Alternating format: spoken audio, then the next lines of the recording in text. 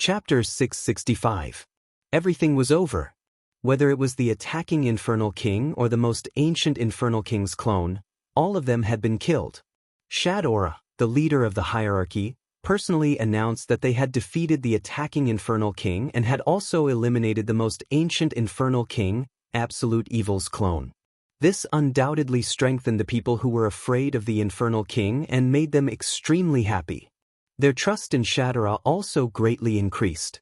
This made Mandela heave a sigh of relief. After today, Shadora's prestige as the leader of the hierarchy had been raised to a stable level. Salamandra did not have to worry about this anymore.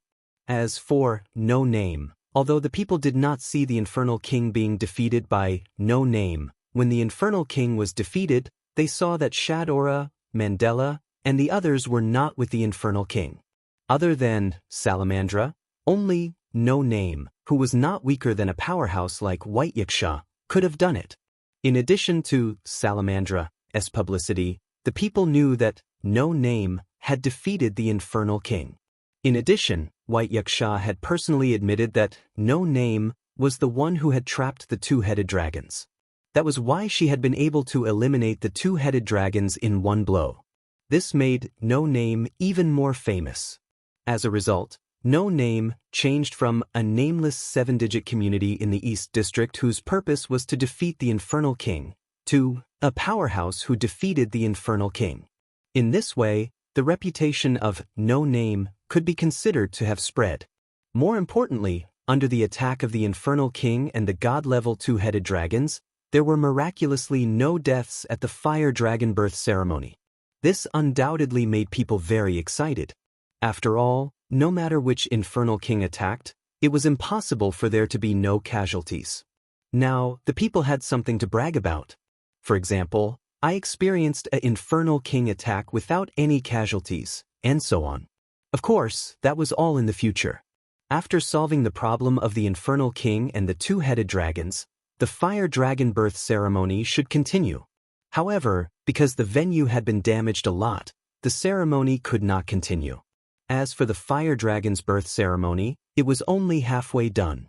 Being unable to continue was undoubtedly a heart-wrenching matter. This was especially true for 16 Knights, Jio Yuasuke, and Hirai Hikari. This was the first time they had seen such a grand ceremony in the Hakata world. Although it was interesting to face the Demon King, the fact that the ceremony couldn't continue made the three of them throw tantrums. However, White Yaksha stepped in to help. According to White Yaksha, she did not contribute much during the Fire Dragon birth ceremony and the Demon King's avatar's attack. Feeling apologetic, White Yaksha said that she would be responsible for repairing the damaged area of the ceremony. Although that was what he said, White Yaksha still borrowed the power of his community. After all, it would be a waste not to use it. After that, on the night of the Demon King's attack, this and yes sent people to rush the repairs overnight.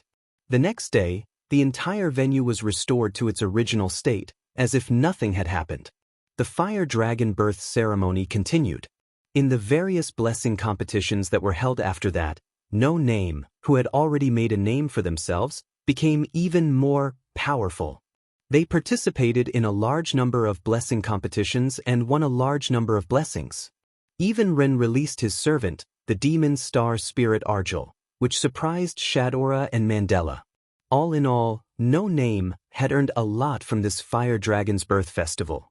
A few days later, the Fire Dragon birth ceremony successfully ended. In front of Salamandra's temporary base during the Fire Dragon birth ceremony, Shadora and Mandela led Salamandra's group. In front of them were No Name and White Yaksha.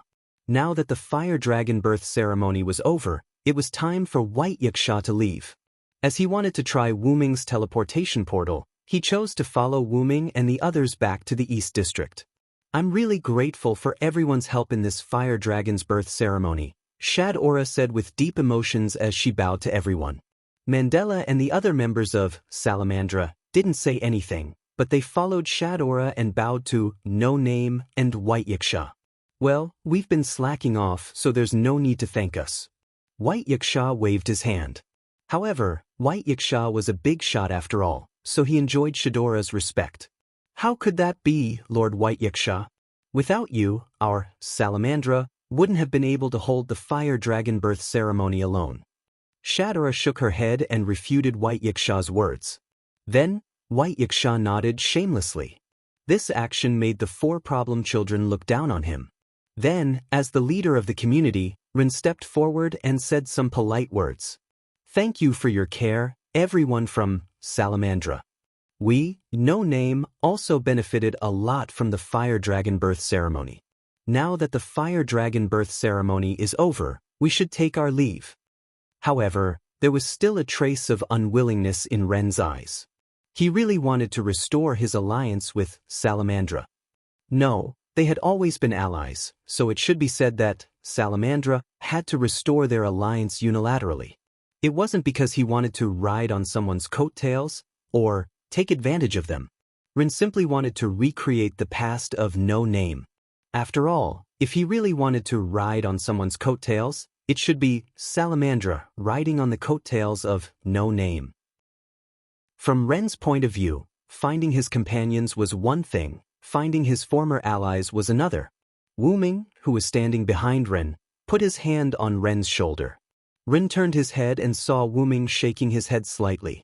No matter what, No Name shouldn't be the first to suggest a reconciliation. After all, Salamandra was the first to unilaterally abandon the alliance. Rin nodded slightly. Then, Rin looked at Shadora. Then we'll take our leave. After Rin finished speaking, a dark purple teleportation door appeared behind No Name and White Yiksha. At this moment, Shadora spoke. Please wait.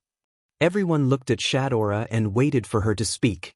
Then, Shadora looked at Mandela, who had closed his eyes, took a deep breath, and looked at No Name with an apologetic and sincere gaze. Everyone of No Name, I, as the leader of Salamandra, Shadora Telderek, resubmit an alliance application to No Name. Shadora's words made Ren's eyes light up slightly. Ren looked around and looked at the other No Name members. Wu Ming, Letitia, Black Rabbit, 16 Knights in Reverse, Jiyuan Flying Bird, Kasuga Biao, and Lily. Everyone nodded at Ren and looked at him with encouragement and trust.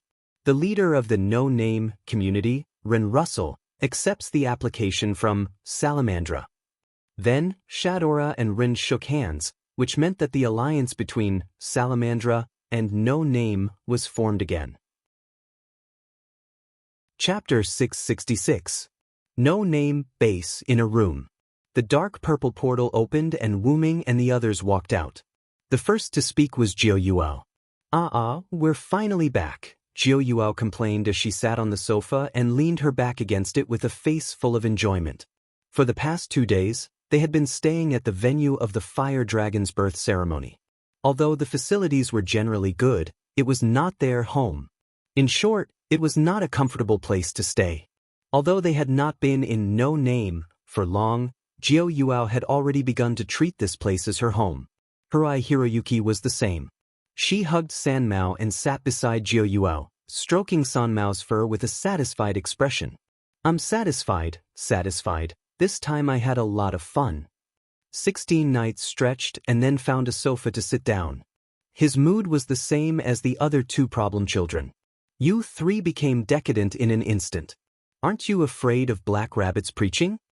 Wu Ming joked, but he also found a sofa to sit down like the 3 problem children. Letitia, on the other hand, followed Wu Ming closely, befitting her identity as a maid. However, in the face of Wu Ming's teasing, the 3 problem children showed an expression of victory. Then, as the representative, 16 Knights spoke. It's just Black Rabbit, it has already been bought over by our spoils of war. Saying this, Wu Ming could not help but look at Black Rabbit. At this moment, the Black Rabbit was hugging a gift card and giggling foolishly.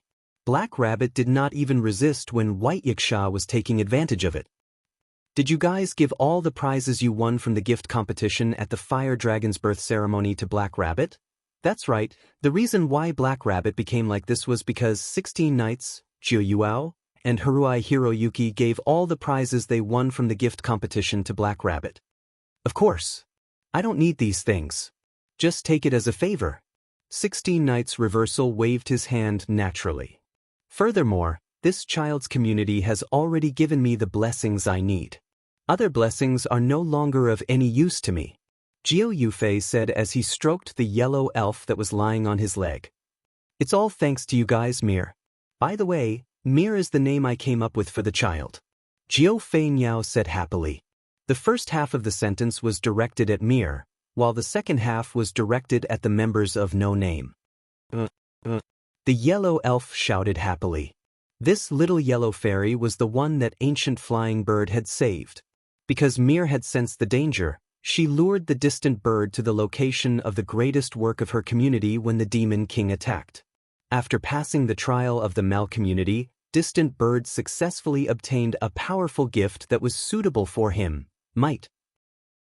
By the way, this child's community was the souls of the 130 children that were born in Hamel and lured away by the Pied Piper. After reincarnating, they became a group of elves with achievements and spiritual attributes. As for Mir, it was because the 130 children's elves had increased their spiritual attributes during the reincarnation process. Because of this, Mir was able to act alone. However, after knowing that this child's community was Rattenfanger, Wuming sighed at how small the world was. Pest's community was Hamel, and Mir's community was the Ratcatcher. There was a lot of fate between them. I only want to make friends. These blessings are of no use to me. In the end, Haruai Hiroyuki shook his head. Hearing the three problematic children's words, Wuming shrugged his shoulders. After all, he had given the reward from Salamandra after defeating the Demon King to the Black Rabbit, who was the butler of No Name. At this time, Yaksha, who was quietly touching the Black Rabbit, made a strange sound. Black Rabbit's chest, slurp. After all, Black Rabbit wasn't really stupid. Because White Yaksha's movements were too big, he had already pulled Black Rabbit out of his beautiful fantasy about the future of No Name. Lord Yaksha. The Black Rabbit slapped Yaksha and sent him flying. Puff! Seeing Yaksha flying towards him, Wuming shook his head helplessly. Then he reached out and grabbed Yaksha's head.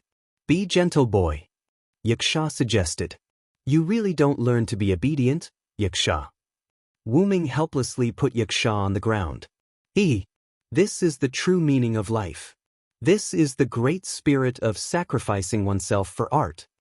Sure enough, Yaksha was also a problematic child, or it should be said that he was a problematic BBA. Then I'm sorry, I'm not 16 Nights in Reverse. Wuming shrugged his shoulders. Hey, what do you mean you're not 16 Nights in Reverse? I've already become a derogatory term, you bastard.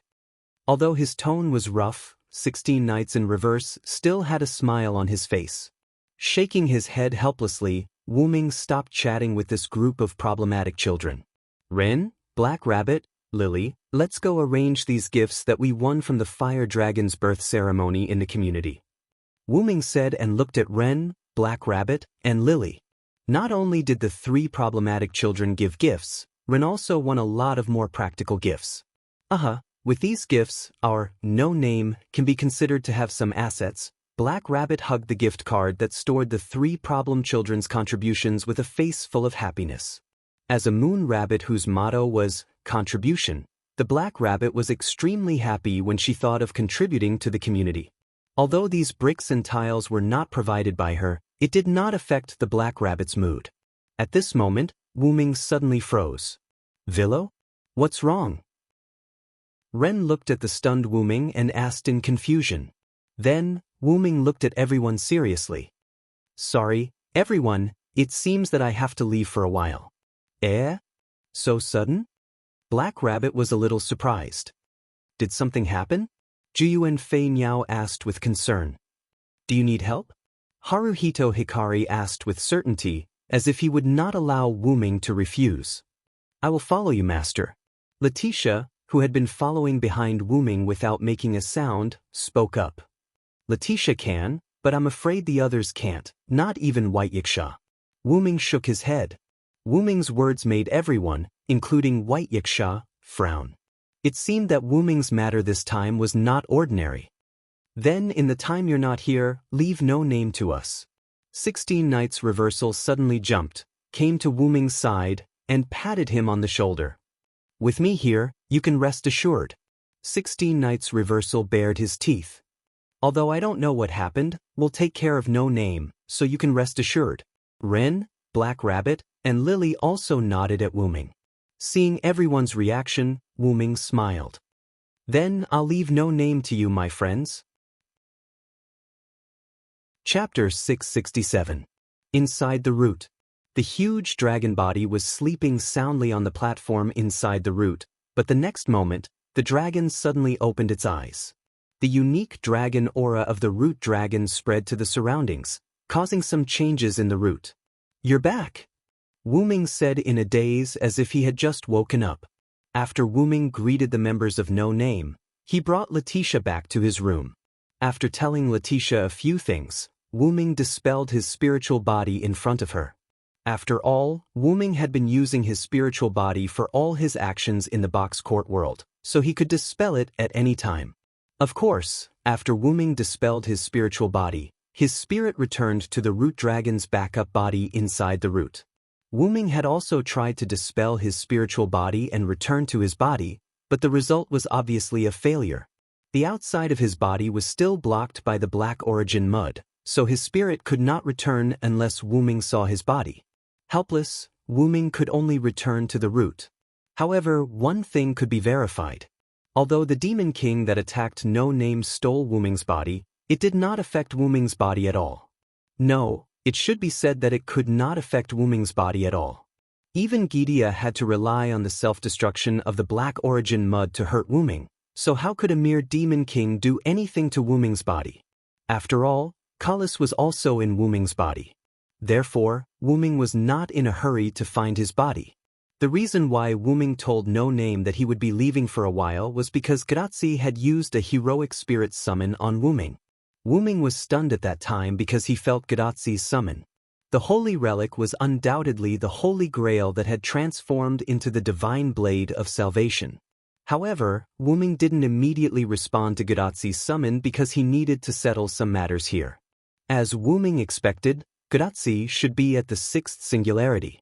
And now, Wu Ming was preparing to support Gratzi and the others. However, Wu Ming remembered some information that Merlin had told Wu Ming when he was at the Uruk singularity. The 6th singularity was a little special. It was the singularity where King Arthur was located. In other words, we might meet Lily. On Wu Ming's huge dragon head, the pair of ruby-like dragon eyes flickered slightly. Although Wu Ming met Maeve first, strictly speaking, Artoria was Wu Ming's first love. However, because Artoria had to travel and fulfill her duties as a queen, Wu Ming didn't say anything and quietly became the king's knight. Because of Artoria's guilt towards Wu Ming, she deliberately transferred herself to Guinevere's side as Guinevere's personal guard. Did Wu Ming really not know what Artoria was thinking? It was nothing more than making up for what she owed him and Guinevere. After all, as a young girl, she couldn't satisfy her lover, and as a king, he couldn't satisfy his queen. Moreover, her lover and the queen were two people who liked each other. Wouldn't it be great to arrange them together? If Guinevere was pregnant, it would strengthen King Arthur's authority. After all, Artoria couldn't make Guinevere pregnant. Guinevere, who understood Artoria's thoughts, was happy to do so, but Wu Ming didn't take the initiative. In their opinion, Wu Ming was a stubborn person who wanted to be Artoria's knight. However, how could Wu Ming not see through Artoria and Guinevere's thoughts? He did it on purpose. It wasn't his style to be sneaky. If he wanted to do it, he would do it openly. Whether it was Artoria or Guinevere, Wu Ming wanted them all. Clenching fist, and this time, the singularity was an opportunity for him. However, before entering the singularity, Wu Ming needed to gather some information. Although it wasn't mature yet, Wu Ming could still get information about the singularity by using the Origin Dragon's ability. On Wu Ming's giant dragon head, the pair of ruby-like eyes were like a TV, projecting images. One moment, it was a desert, the next, it was a holy city, the next, it was a rugged mountain, and the next, it was a desolate wasteland. Wu Ming closed his eyes and opened them again. The scene in his eyes earlier was like an illusion. At this moment, it had disappeared without a trace. As expected, this singularity has a lot to do with Lily. Merlin, that bastard, he didn't explain it clearly. Wu Ming saw the nature of the singularity. The singularity wasn't caused by Gidea, but by Artoria. But this was also good. This singularity could be said to be without Gidea's interference, which made it easier for Wu Ming to act. However, it had been a long time, so he couldn't let his guard down. Dreams are beautiful, but reality is cruel. After becoming the Storm King, the undead king who walks the earth, and even the goddess, I'm afraid you have no human feelings anymore. Wu Ming's giant dragon head shook gently, as if denying Artoria's plan. It's not enough without a remonstrant. With that, Wu Ming slowly closed his eyes. The sixth singularity, on the ruins of the original Jerusalem, the new holy city stood there. In the palace, the Lion King, who rarely woke up from his sleep, came to the throne. Below him stood the Lion King's knights, the Knights of the Round Table. If Wu Ming was here, he would probably be surprised. These Knights of the Round Table were the knights in Wu Ming's memory, but this Lion King was different from the King Arthur in his memory. Compared to King Arthur, the Lion King was taller, had a more mature face, and a more mature chest. But even so, Wu Ming could still see that the current Lion King was the former King Arthur, Artoria. How is it? Haven't you found the whereabouts of the Villo? The Lion King's eyes exuded a holy light, and he asked the Knights of the Round Table below. The Black Knight's assistant, Agaroan, who was closest to the Lion King, took a step forward and respectfully bowed to the Lion King. I'm sorry, my king, but we still haven't found the whereabouts of the Villo. No wonder he was called Agaroan of Iron. His voice sounded as cold as steel. Hey, where did that guy go? He didn't even respond to the king's summons. That's annoying, Mordred said. He was wearing red armor, and he looked like a gangster. Agaroan frowned. He didn't know if it was because of Mordred's rude words or because Mordred was talking about the idol of the Knights of the Round Table. Gawain thought carefully about Mordred's words. Although there were only a few Knights of the Round Table between the thrones here, basically all of them had been summoned by the king's summons. They were not here because they had died on the battlefield, or were executed. It's not impossible that he wasn't summoned here. After all, bird, enough. Argyle of Iron interrupted Gawain. The Villo is not someone you can talk about. After Agaroan spoke, no one said anything. They quietly waited for the Lion King to speak. After a long time, continue to look for the Villo. At the same time, continue the saint selection. If there's anything urgent, go to Guinevere. She will tell me. After that, the Lion King got up and left. Farewell, my king. Behind him, the Knights of the Round Table respectfully said. However, in a place where no one could see, the Lion King sighed slightly. Wu Ming. Chapter 668. The sun shone on the ground that seemed to have been burned by flames, and the surroundings were filled with a barren aura.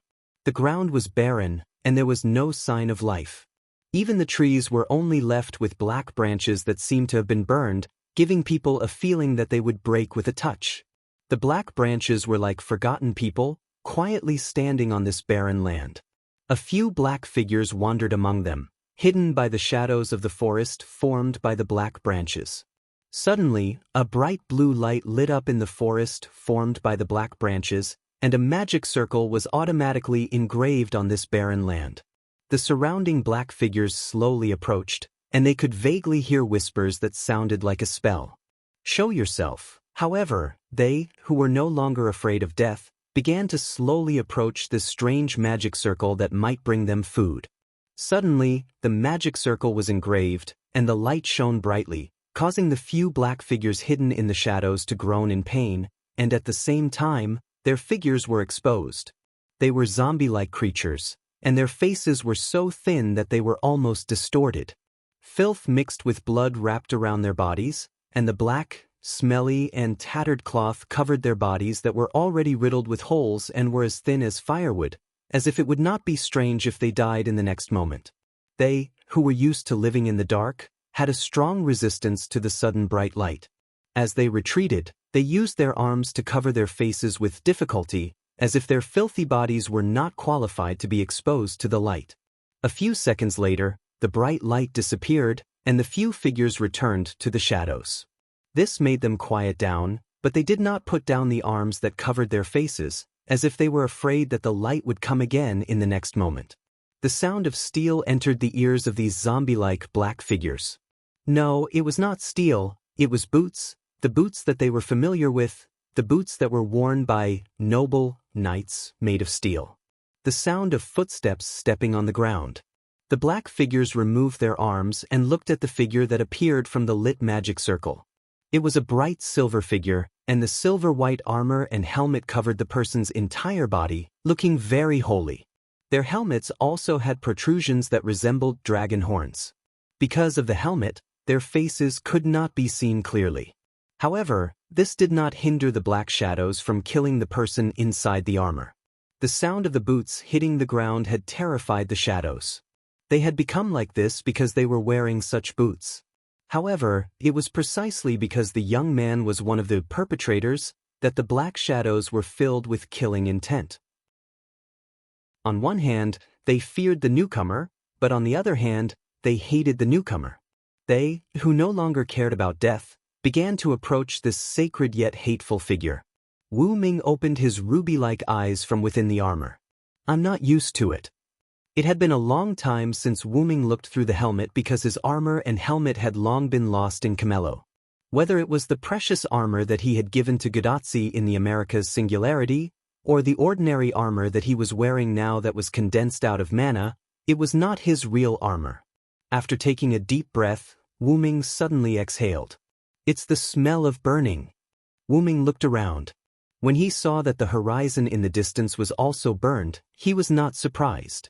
Although Wu Ming had seen the barren land through his authority in the root, when he experienced it himself, Wu Ming's brows furrowed even more.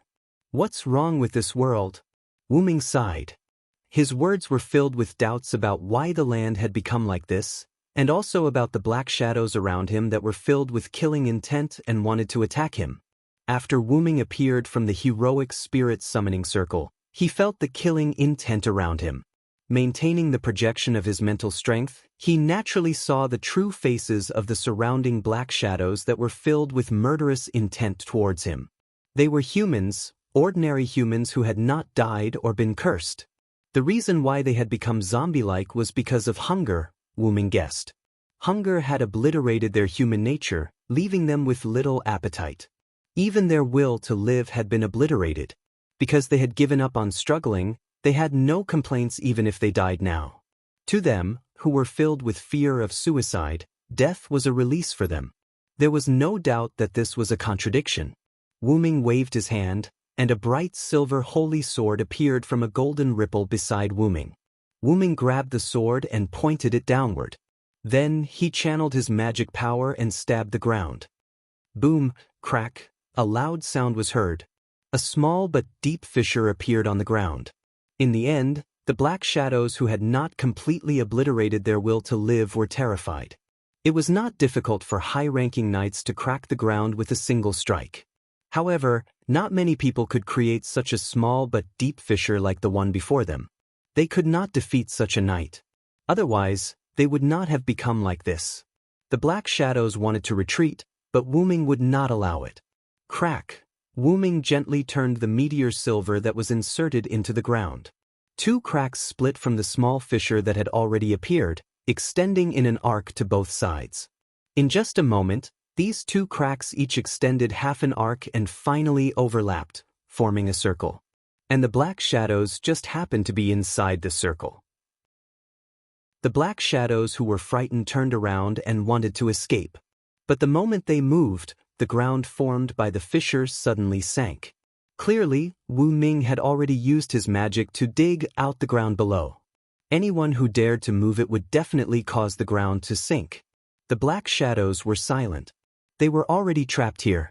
If they were to face the silver knight behind them, there was no doubt that they would die. Roar! The black shadows let out a desperate roar.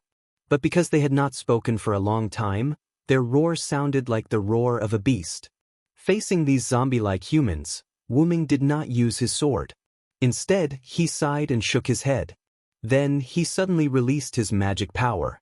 Boom! The magic power that was visible to the naked eye directly shook the black shadows that attacked Wu Ming. The black shadows were sent flying to the ground.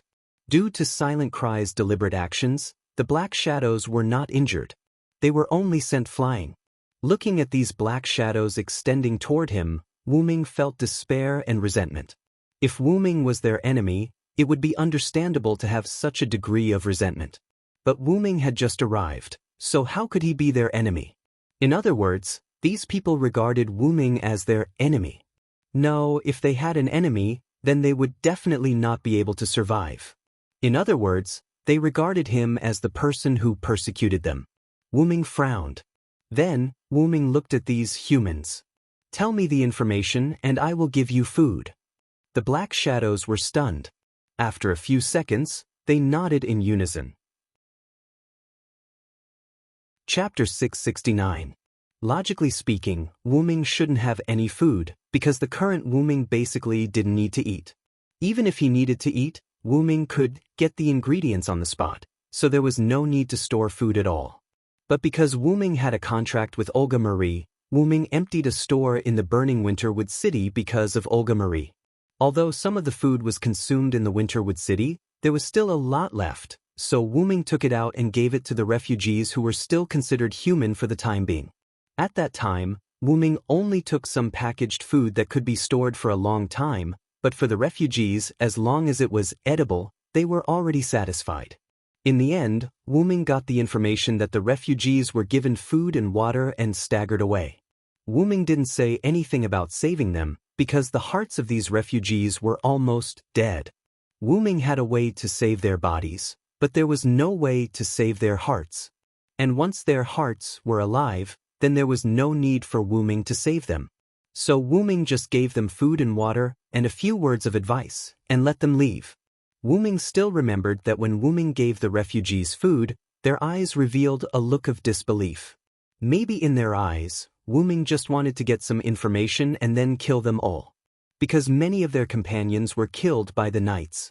The desire to live stimulated them, making them know that they would die later, but they still hoped to die later. So they told Wu Ming the information he wanted to know.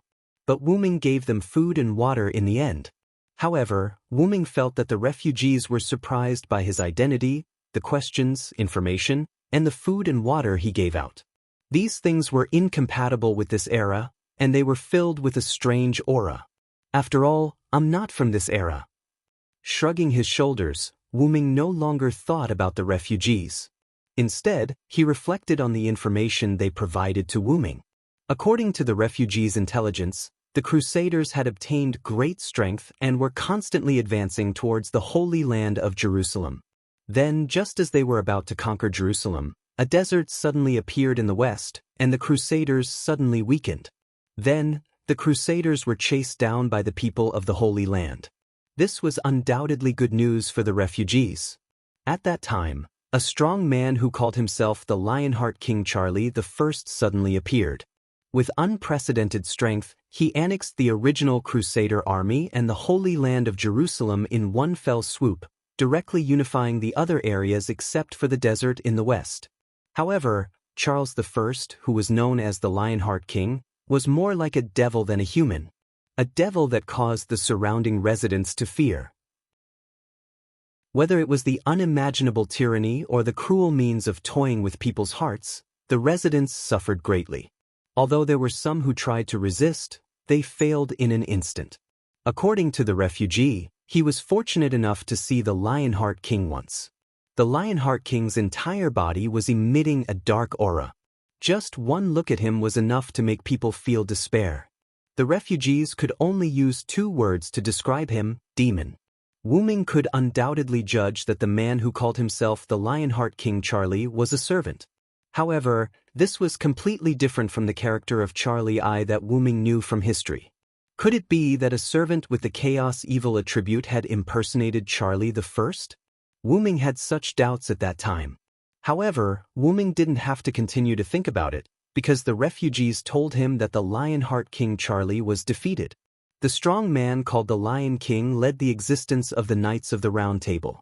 After a hard battle, they defeated the Lionheart King Charlie I, who was comparable to the demon, and ended the terrifying tyranny of the Lionheart King in a very short time. However, the rule of the Lionheart King who replaced the Lionheart King was not any better than the Lionheart King. The Lionheart King built a new holy city, Camelot, on the battered holy city of Jerusalem, and then drove out all the residents and completely blocked Camelot, and announced to the public that the holy selection would be held regularly, and the selected people would enter the holy city and start a carefree life. And these refugees who wandered in the wasteland and became inhuman did not participate in the holy selection because the people who went to participate in the holy selection did not come back. There were a lot of people who went to participate in the holy selection. Although the refugees did not know the specific number, they knew that the holy city could not accommodate so many people. But none of those people came back. Thinking of this, Wu Ming sighed. Were they killed? After all, the people who went did not come back, and the holy city could not accommodate so many people. The only possibility was that they were massacred. Wu Ming's first reaction was disbelief, and then he began to have doubts. Merlin told Wu Ming that the Lion King was undoubtedly King Arthur Artoria, and the Knights of the Round Table were probably those people that Wu Ming was familiar with. If it was them, they would not have massacred, but if those people were not King Arthur and the Knights of the Round Table that Wu Ming was familiar with, then it was not impossible for them to massacre the people who participated in the holy selection. The suspected servant named Lionheart was different from the original Lionheart, and it was hard to guarantee that King Arthur would not change. No, it should be said that there was already a change, otherwise, why would he call himself the Lion King and not King Arthur? All in all, he still needed to investigate. Apart from this, the refugees had no other information. Wu Ming did not suspect that the refugees were hiding anything. Their eyes had already told Wu Ming that they had told him everything they knew. Moreover, even though these refugees were locals, they were still narrow-minded. Do you expect ordinary farmers to know state secrets? It was obviously unrealistic. So, not only did Wu Ming need to find out about the Lion King, but he also needed to investigate the other forces, and most importantly, Wu Ming needed to find Gadatsi. After all, Wu Ming's main purpose was to help Gadatsi repair the singularity. Because Gadatsi had tried to summon Wu Ming was sure that Gadatsi and the others were in the singularity, but the specific location was difficult to find. Because of the incomplete authority link, Wu Ming could not search for too much information in the root. If he could achieve omniscience, then he was not far away from authority, and Wu Ming did not need to come here in person. He could have removed the singularity from the root. If he could do that, a mere Gidio would not be a problem. Shaking his head, Wu Ming threw the unrealistic thought out of his mind. Then, Wu Ming looked at the desert in the west, and then Wu Ming looked at the holy city in the east. Then, Wu Ming stepped forward and headed toward his chosen destination. Chapter 670. Wu Ming chose the direction of the east, and he decided to go directly to the Lion King. The biggest reason why he didn't go to the desert in the west was still unknown. Through the information provided by the refugees, Wu Ming could infer a lot of things. The Holy Grail was held by the Crusaders at the beginning, which was consistent with, they suddenly gained great power. Because they were not satisfied with their current power, the Crusaders made a gamble. They summoned a powerful servant. In the end, they lost the bet and lost everything. The servant betrayed them, and after snatching the Holy Grail, he summoned the entire desert here. After that, as the refugees said before, the Crusaders suddenly became weak, and then they were chased by the people of the Holy Land. Without the power of the Holy Grail, the Crusaders who couldn't beat Jerusalem became a paper tiger. After that, because the Holy Grail was in this era, some servants were summoned one after another. The Lionheart King Charlie was likely to be one of the servants summoned by nature. Due to an unknown secret, the Lionheart King did not become a brutal demon dweller like what was recorded in the history books. He annexed the Crusaders and the Holy Land, and fought against the servant in the desert. However, at this time, the Holy Grail summoned a new servant, the Lion King. The Lion King led the Knights of the Round Table to defeat the Lionheart King Charlie. The Lion King built a new holy city, Camelot, on the holy city of Jerusalem, which was affected by the attack on the Lionheart King and turned into ruins. The situation became like this now: the Lion King and the desert powerhouse were at the bottom of the pit. In Wu Ming's view, The servant summoned by the Crusaders was a pharaoh.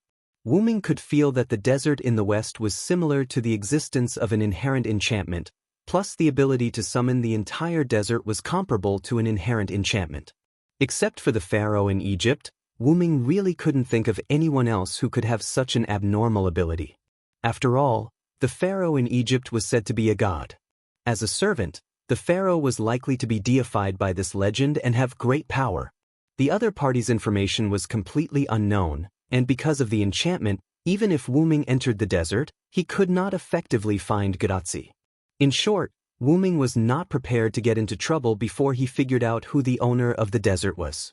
Therefore, Wu Ming only had one choice left, and that was to go to the Lion King's side. Through Wu Ming's authority in the route, he knew that the singularity was on the verge of collapsing. If he continued to walk in a certain direction, he would find that there was no path left. This singularity was starting to break away from the timeline. It was like the singularity of the American continent.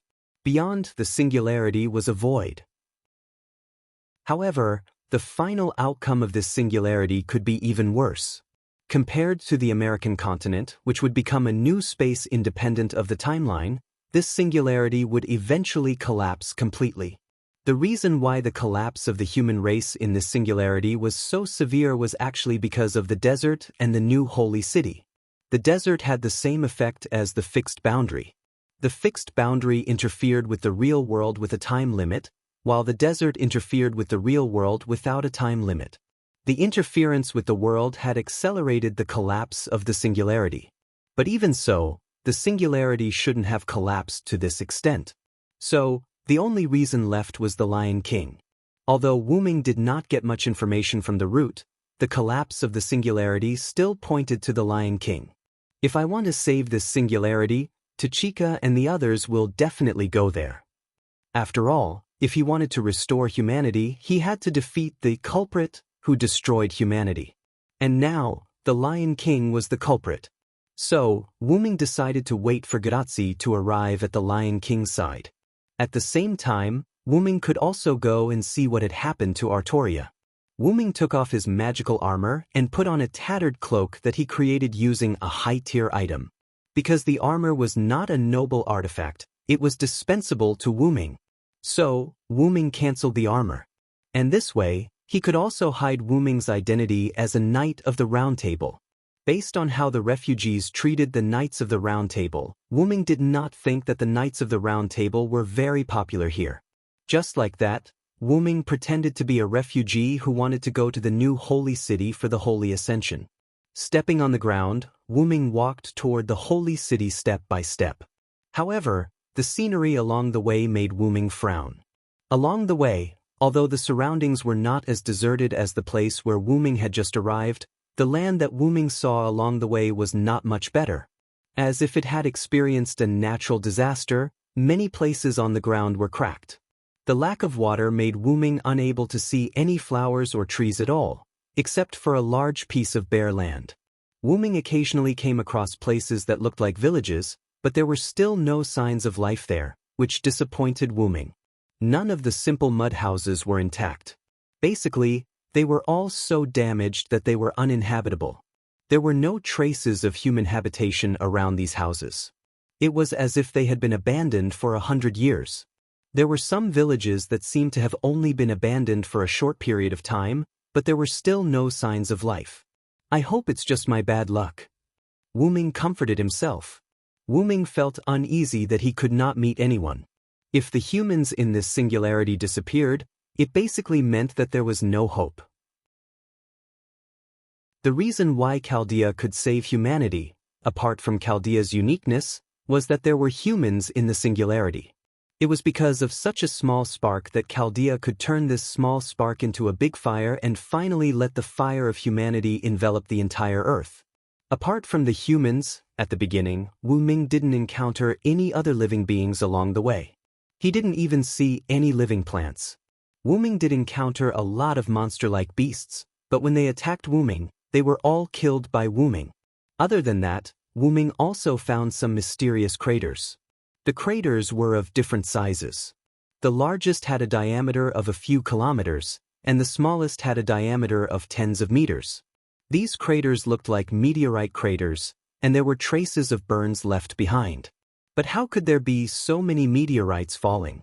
Standing at the edge of a crater, Wu Ming half-squatted and touched the ground of the crater. If it's Lily, she really does have a relic that can create such a crater. The legendary weapon, the anchor that connected the two sides of the world, the Holy Lance Lungaminiad. If it had been a legendary weapon, it would have been possible to create so many holes of different sizes. But why would Lily use the Holy Lance so often? Wu Ming wondered. Could it be that Artoria wanted to loosen the soil? How could that be? Wait.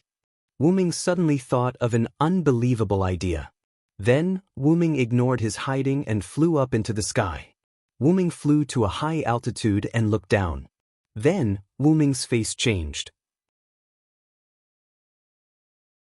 Chapter 671. Wu Ming landed from the sky with a gloomy face.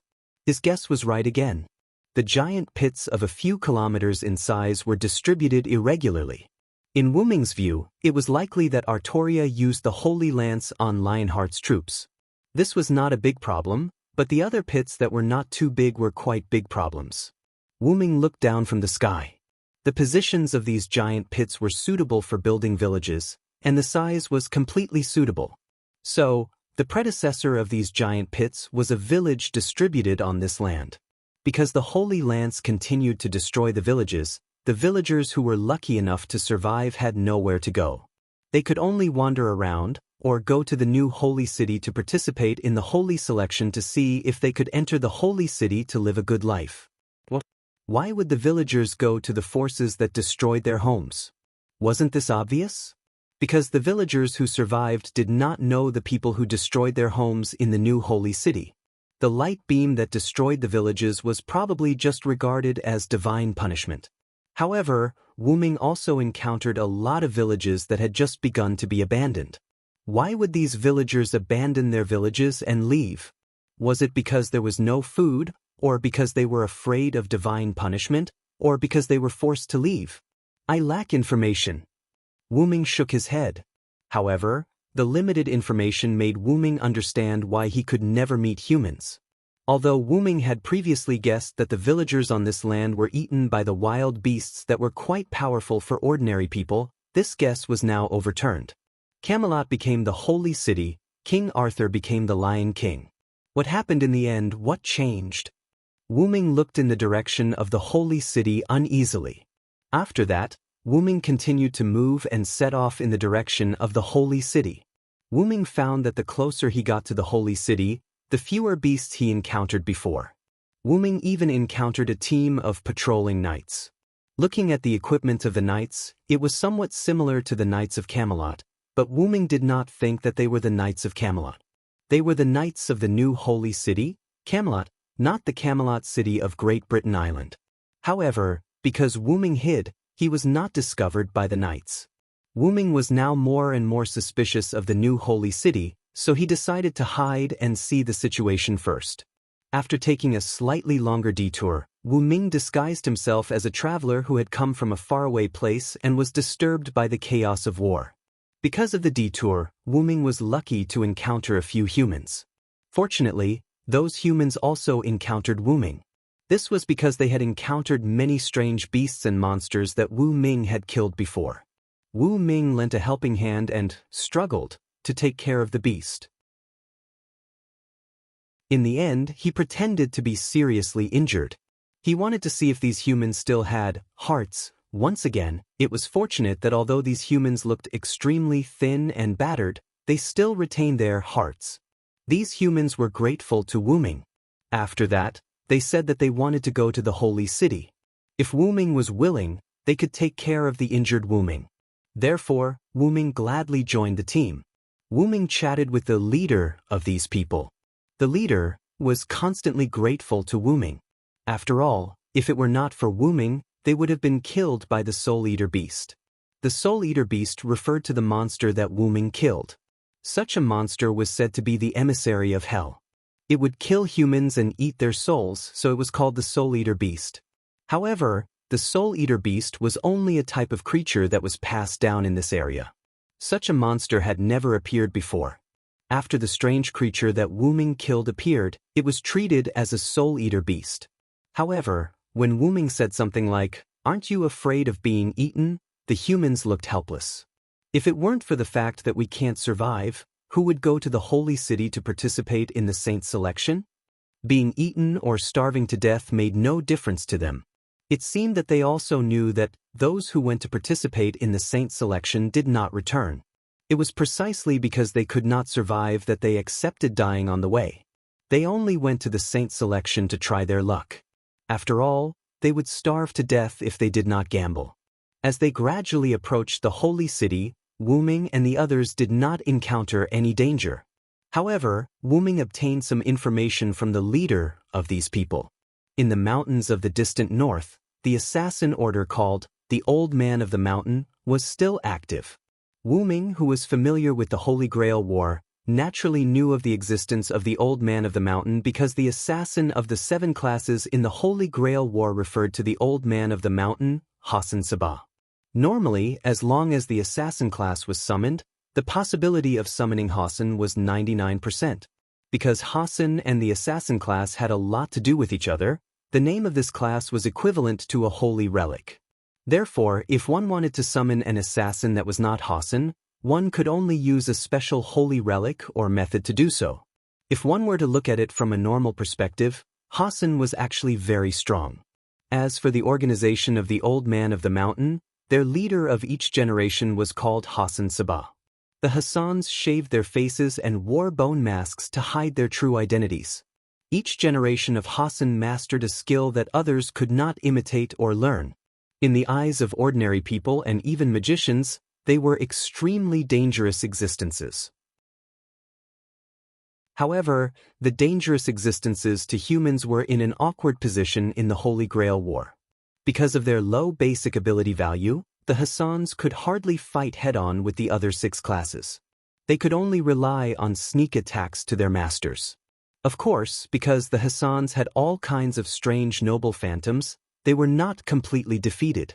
After all, the noble phantoms were miraculous things that could turn the tide of defeat. Just like the assassin class card that Wu Ming once used, because the assassin class card stored the spiritual base of the 19th generation Hassan, different Hassan abilities would be obtained after using it according to different users. The Hassan that Wu Ming used was the 19th generation cursed wrist Hassan. One of his arms was the arm of the demon god, which was the arm of the curse that could crush people's hearts. Even if it was a servant, if they were accidentally hit by this attack, they would have to leave the stage. Anyway, all in all, Wu Ming obtained a piece of information. There was a suspected assassin order in the northern mountains, which was the Old Man of the Mountain Hassan Sabah. In this way, it could be regarded as a tripartite balance of forces. While thinking, Wu Ming found that they had arrived at their scheduled destination, the new holy city of Camelot. Chapter 672. A small number of refugees gathered in the open space in front of the holy city gate. There were about 100 or 200 of them. Among these 200 people, some of them had thin cloth placed beside them. Those were their beds. It seemed that many people had arrived here in advance, and it seemed that they had been living here for a long time. Fortunately, this place had become a singularity, and it was not so cold at night. Otherwise, these people would have frozen to death with just the thin cloth. However, Wu Ming was now thinking about one thing. Was he going to freeze here too? However, the heavens once again favored Wu Ming. The gate of the holy city opened. It seemed that Wu Ming had just arrived at the beginning of the holy ascension. The ability to double his luck in an instant was not for show. Seeing the gate of the holy city open, the refugees who had been waiting for a long time gathered together. Even the refugees who came with Wu Ming could not suppress the excitement in their hearts at this moment. They staggered into the crowd. Wu Ming naturally had to act more realistic, so he quickly walked toward the refugees. Immediately afterward, Wu Ming looked at the open gate of the holy city. A golden-haired man wearing pure white armor with a sword hanging from his waist walked out with a team of fully armed knights. The sword on the man's waist gave people the feeling of facing the sun. However, this comparison was correct because the sacred sword was the sister sword of King Arthur's sacred sword, Excalibur. It was called the Excalibur Victory Sword. The golden-haired man was none other than Gawain, the man who held the sword and was known as the Sun Knight. Wu Ming sighed. He had to admit that he could not greet an old friend he had not seen for a long time, and they might even become enemies in the future. Wu Ming once again felt helpless. Although becoming a servant gave heroes a chance to make up for their regrets, it was more of a helplessness brought about by the encounter across the timeline. Gawain, who had become a Lion King Knight, was no longer the noble Sun Knight. Wu Ming guessed that the disappearance of the refugees who came to the Holy City for the Holy Ascension was related to Gawain. However, Gawain's next words confirmed Wu Ming's suspicions. Everyone, Gawain, will still be conducting the saint uplifting ceremony this time. Everyone, please settle down. Next, I will explain the things you need to take note of during the saint uplifting ceremony. Gawain waved his hand, and the knights standing behind Gawain began to move. In just a few seconds, the knights had surrounded Wu Ming's group of refugees. It looked like they were about to perform an important ceremony. However, this scene made Wu Ming frown involuntarily. In this way, if these knights wanted to do anything to these refugees, these unarmed refugees who were in a sorry state due to their haste to travel would become fish on the chopping board, waiting to be slaughtered. When the saint uplifting ceremony begins, the tallest tower in the holy city will emit holy light. At that time, the bodies of the selected people will glow. These selected people have the purest hearts. Next, they will have the right to enter the holy city and live a carefree life. As for those who are not selected, their impure hearts will make them lose the right to enter the holy city. That's the rule. Do you all understand? Although Gawain's last sentence was a question, the refugees did not make a sound, or rather, they did not dare to make a sound. And Gawain seemed to be familiar with the refugees' behavior of not daring to speak, so the question he asked just now was just a routine. Next, it was time for the saint uplifting ceremony. The saint uplifting ceremony begins. At Gawain's command, the tower in the center of the holy city of Camello emitted a light. This light made him look like a laser. He instantly arrived at the entrance of the holy city and shone on the refugees. The sudden change caused a commotion among the refugees. They began to check in a panic to see if their bodies were glowing, to see if they had obtained the right to enter the holy city and start a new life. However, most people's bodies were not glowing. There was not even the slightest change. However, most people discovered that there were only 3 or 4 people whose bodies were glowing. This frightened the refugees. There were so many of them, but only 3 or 4 of them were qualified to enter the holy city. Wasn't this saying that they were all dirty people on the inside? Those who had done many bad things frowned in dissatisfaction. When they heard that only those with pure hearts were qualified to enter the holy city, they no longer held any hope. They just wanted to try their luck. As for those who had not done any bad things and thought that they were pure but were not selected, they were devastated. This was the same as saying you think you're a god, but in fact, you're not even a fart. It made people feel helpless, sad. However, Gawain did not show any surprise when he saw that there were only 3 or 4 people whose bodies were glowing. It was as if this was the number of people selected in each saint uplifting ceremony. Next, those who were not selected would be left to them to deal with. On Wu Ming's side, he was wearing a shabby cloak. His whole body was glowing, and he kept a distance from the people around him. However, Wu Ming was clearly not a human. He was clearly a ghost-like follower. How could he be selected? The mandatory condition to be selected by the light was that he was a human. In fact, when he saw the light emitted from the top of the tower, Wu Ming secretly used some means and tricks to capture part of the light. As Wu Ming expected, the light was emitted by the holy spear. Wu Ming's current spiritual base was indeed unable to face the holy spear head-on. However, Wu Ming still had a way to steal the light from those with pure hearts. It was because of this that Wu Ming's ghost was qualified to enter the holy city.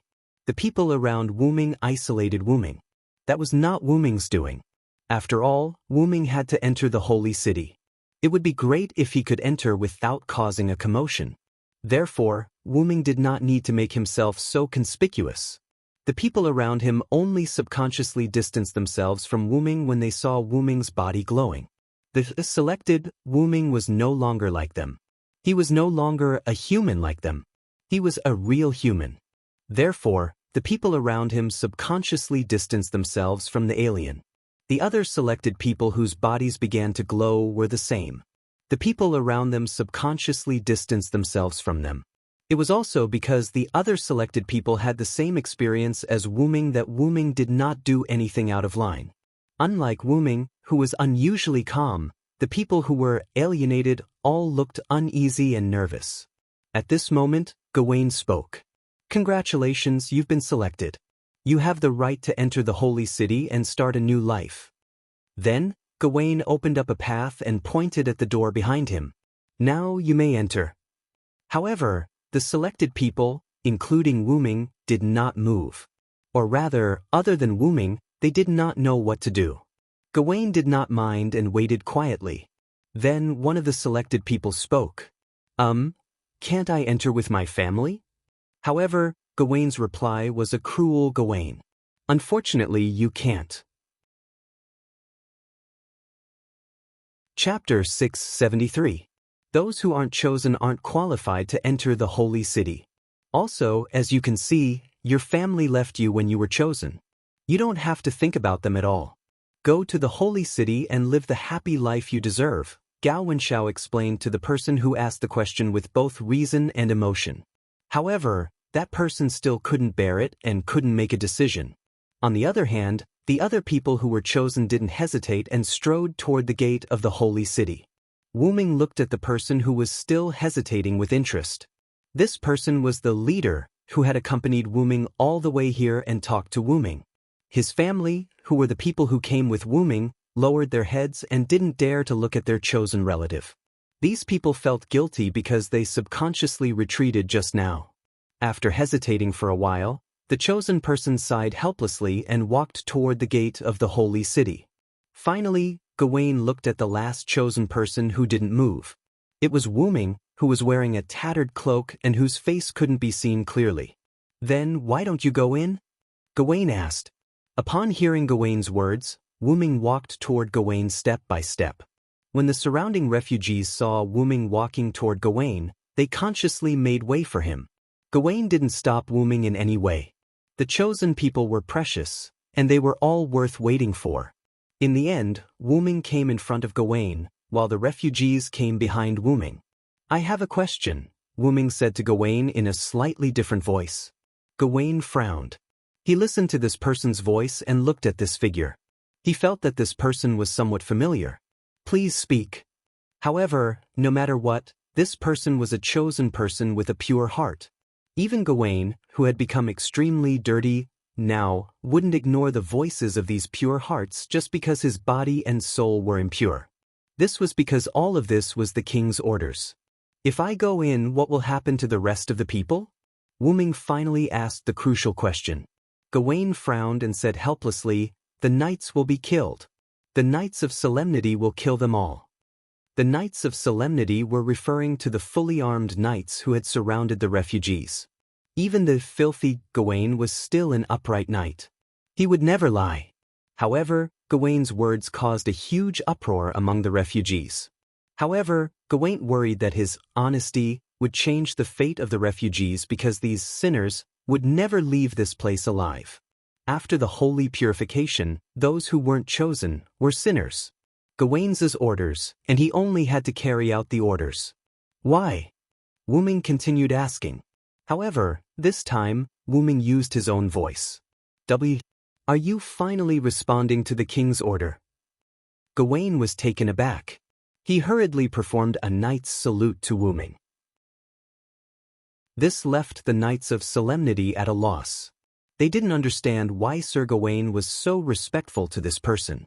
Although the chosen ones were worthy of respect, there was no need to be so respectful. The refugees were also interested in Wu Ming, who was suddenly respected by Gawain. However, it seemed like they should be thinking about how to escape from the encirclement of the Knights of Solemnity. After all, to these sinners, staying alive was the most important thing. "I'm not responding to the king. I'm responding to the fated one of the heroic spirits, the last master of mankind, Tachika Fujimaru of Chaldea. Wu Ming calmly retorted Gawain. Then, are you also preparing to rebel against the king, Servillo? Gawain's tone was still very respectful even though he was questioning Gawain. The word, also, made Wu Ming frown. It seemed like there was an unknown past behind this. However, Wu Ming didn't answer his question. Let's make a bet, Gawain, Wu Ming said with a smile. If I win, I'll let them leave. If I lose, I'll kill them with my own hands. Then, I'll follow you to meet the king and pledge my loyalty to her again. Gawain straightened his body and looked at Wu Ming with an, I'm very upright, expression. You know, Servillo, knights don't gamble. However, back in Camelot, whenever Wu Ming wanted to make a bet with someone for fun, Gawain would always look eager to try. But in order to get you back on the right path, I'm willing to make a bet with you. Gawain looked like he was going to die a martyr's death. This moved the knights who didn't know what was going on. However, these knights probably didn't even know what the bet was. However, Wu Ming smiled proudly. Aren't you going to ask me what the bet is, Gawain? For the king, no matter what you want to bet with me, I'll agree to it. Gawain shook his head. Good. Wu Ming yelled. Then he grabbed the corner of his cloak and pulled. Apart from the helmet, a fully armed silver dragon knight with a red cloak appeared in front of Gawain. It's great to see you again, Servillo. Seeing Wu Ming's familiar face, Gawain gave him a heartfelt blessing. However, Wu Ming ignored Gawain's greeting. Instead, he pointed at the refugees behind him. In that case, let them go. Wu Ming's words confused Gawain. Didn't he say that he would only let them go if he lost the bet? Why did he suddenly ask him to let them go? I bet on whether you would agree to the bet, and I won, Wu Ming said shamelessly to Gawain. Gawain was speechless for a moment. However, he had forgotten that back in Camelot as a knight, Silent Cry was good at everything, but sometimes he would act a little shamelessly, especially when he made a bet with others, and it was the kind that made people unable to refute. Gawain indeed didn't ask what the bet was, and he even said that as long as Wu Ming proposed it, he would agree to the bet. In the end, who would have thought that Wu Ming and Gawain would bet on whether Gawain would accept Wu Ming's bet? As expected of you, Servillo. You did win, but, however, before Gawain could finish, Wu Ming interrupted him. This is a bet with my king. Don't tell me you want to go back on your word, Gawain. You're right. Let them go. Gawain smiled helplessly, then gave the order to the Knights of Solemnity. Although the Knights of Solemnity were a little confused, they were very obedient as they strictly adhered to the Knights' principles. Therefore, the Knights opened up a gap for the refugees to leave. When the refugees saw the hope of survival, how could they care about anything else? They scrambled and crawled away through the gap. Did you see that, Servillo? They didn't even say a word of thanks to you. Are these sinners worth saving? However, Wu Ming nodded.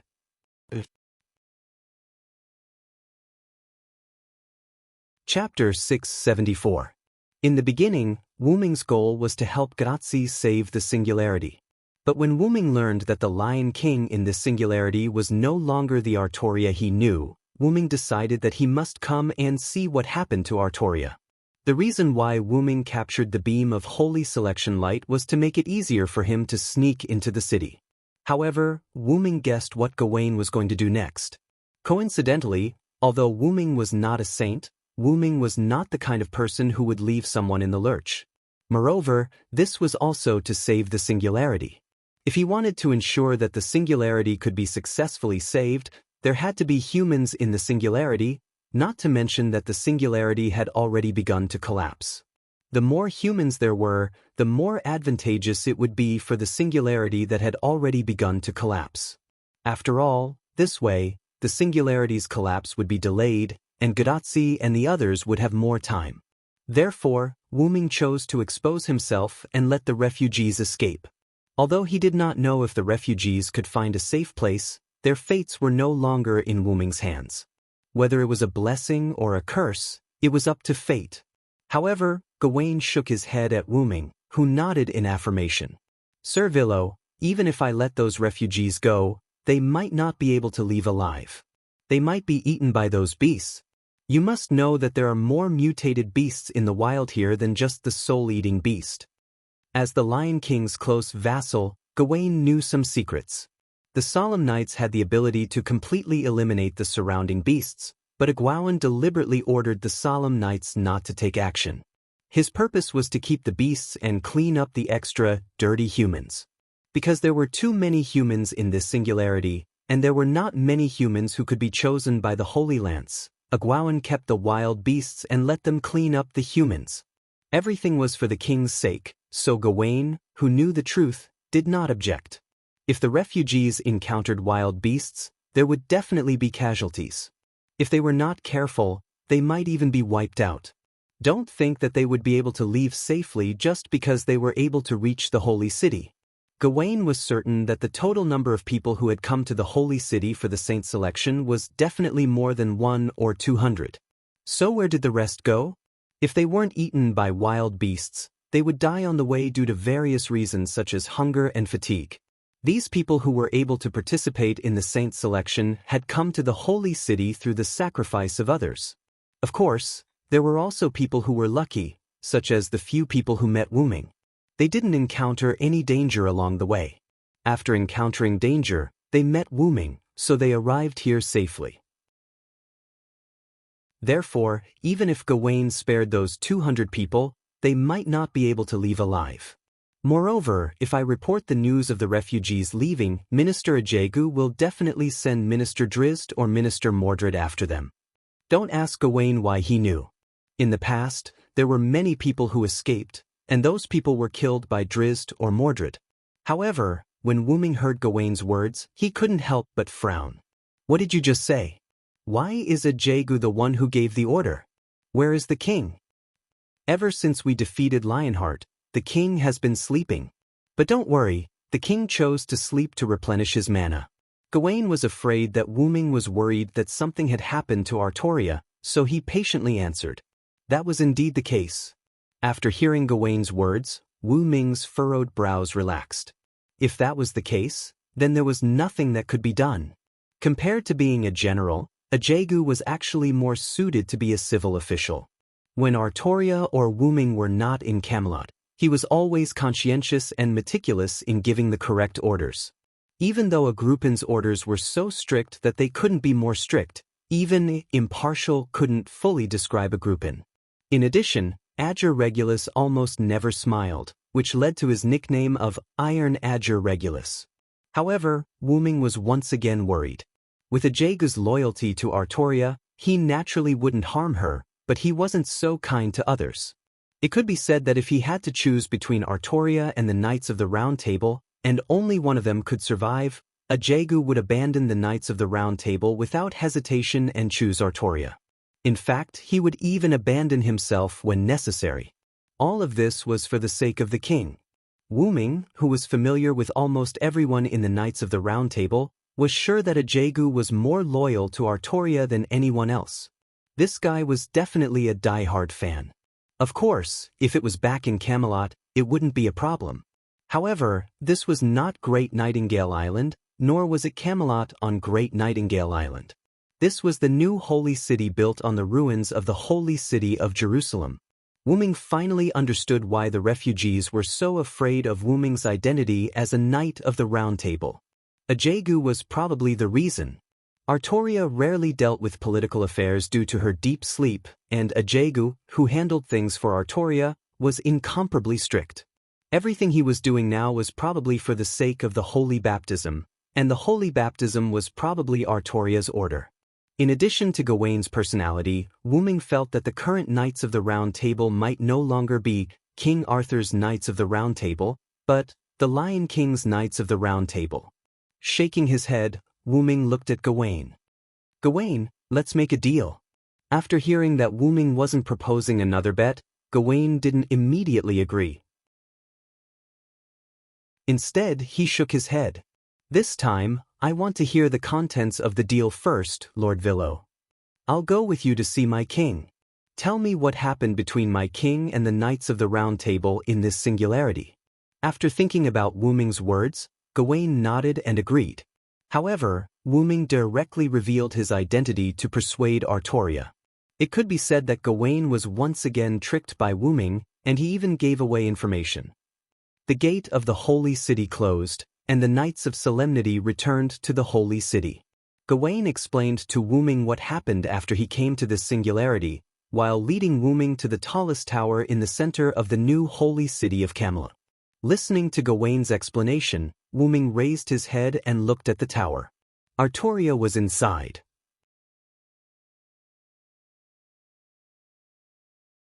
Chapter 675. Even if they were just ordinary friends, after not seeing each other for a long time, they would still feel a lot of emotions when they were about to meet again. Moreover, Artoria was Wu-ming's first love. After being apart for so many years, Wu-ming was a little excited when he was about to meet Artoria again. Servillo? Servillo, are you listening? Gawain shouted a few times, calling back Wu-ming, who was distracted. Sorry, Gawain. I missed the days when I was with my king, Wu-ming said apologetically.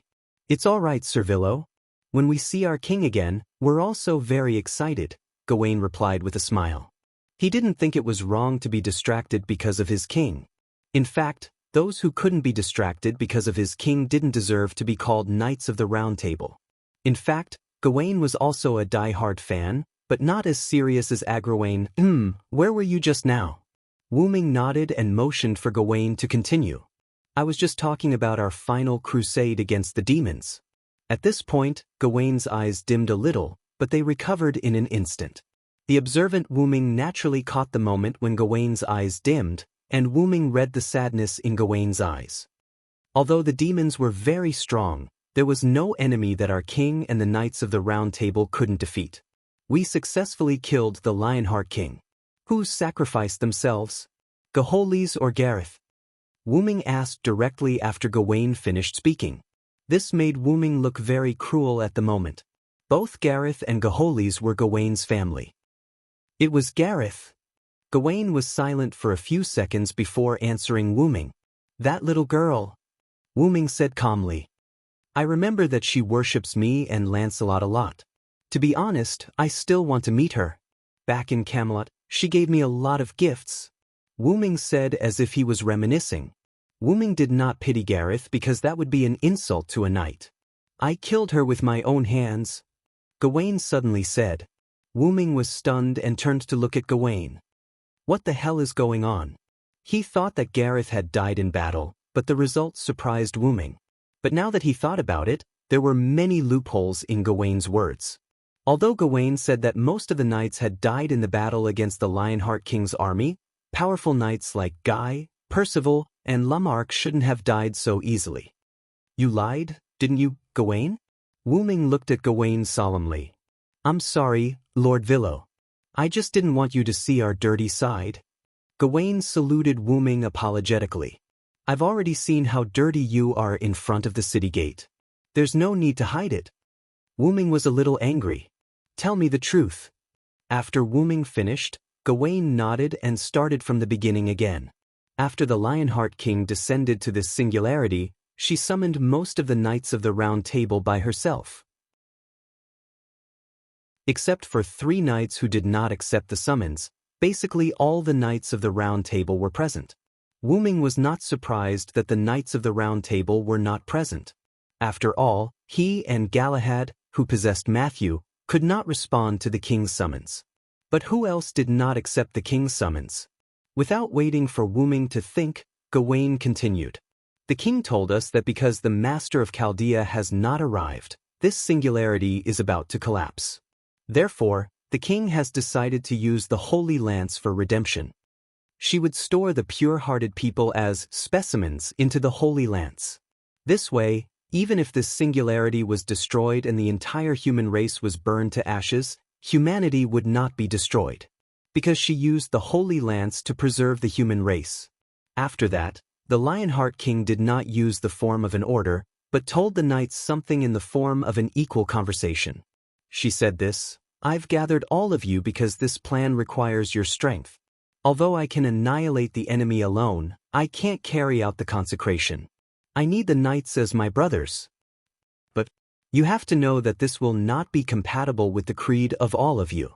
Either obey me, leave me, or gather the power of all of you to defeat me. Give me your answer at sunset. I'll wait until then. Kai Ching instantly stood on the opposite side of the king, and Gahoris also did not hesitate to stand in the camp against the king. Gawain said. His eyes were a little dim, but he recovered in an instant. Because of me and Lancelot, Gareth stood on our side. In other words, before the Knights of the Round Table dealt with the Lionheart King, they first killed each other. Wu Ming closed his eyes, feeling a little uncomfortable. Humans were not plants and could not be emotionless. Wu Ming had lived with the Knights of the Round Table for more than 10 years, and if he had to say, the Knights of the Round Table came to the king's side one by one under Wu Ming's watch. Wu Ming could say that he knew them like the back of his hand. When they killed each other, their hearts must have been more uncomfortable than Wu Ming now. Then, as if to prove his inner determination, Gawain looked at Wu Ming without the slightest hint of avoidance. We killed our compatriots who wanted to stop the king and were stained with the blood of our compatriots. We who have decided to enter hell can bear it, but Gareth is not like us. Gawain shook his head. Her pure heart could not bear such pain. In the end, Gareth used his battered body and hands that were no longer pure white to break down and shed tears. He sacrificed himself to control the Lionheart King. In the end, I killed Gareth and the demon with my sword. Gawain finished speaking, but Wu Ming could understand that the actual situation was definitely not as simple as Gawain said. Wu Ming could almost see the scene of the pure and kind little girl crying and begging others to kill her. Wu Ming could even imagine what the others were like at that time. Lancelot must have been hesitant. He could not accept killing Gareth again. Drizzt would probably just be sad, and Mordred would probably be irritable. Although Mordred was a rebellious knight, she still cared about the Knights of the Round Table. Mordred would probably shout something like, "We can kill this bastard without such a sacrifice." Agrawain would probably draw his sword and prepare to stab the enemy and his compatriots together. After all, he himself knew that he was suitable to play the role of an evil person. However, Gawain took the initiative to attack first. Wu Ming did not know how Gawain felt when he swung his sword. Perhaps that swing of the sword also cut off Gawain's human emotions. In this way, Gawain was absolutely loyal to the Lion King. In this way, the Lion King's son knight was perfectly born. Just like the bet that Wu Ming proposed with Artoria, Gawain had no choice but to abide by it. Otherwise, it would be an insult to the king. Is everything for the king, Gawain? You don't regret it? Then let's go. Take me to see the king, the one who is no longer a human.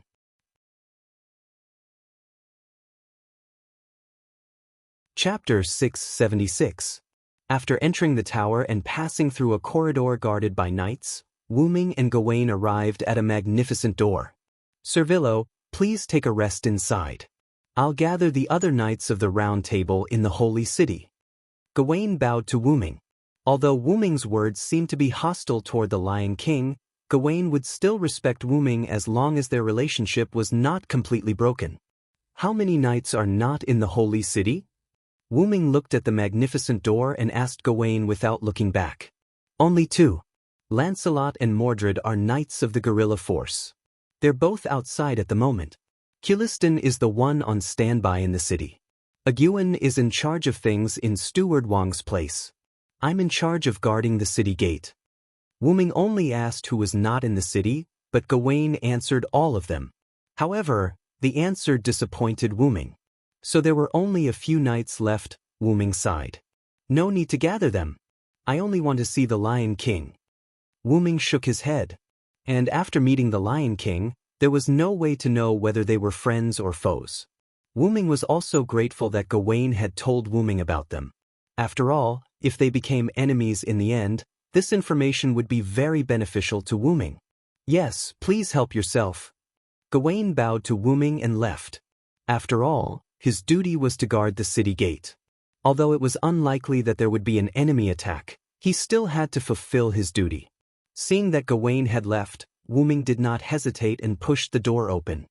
He decided that the moment he saw Artoria, he would give her a good scolding. Servillo!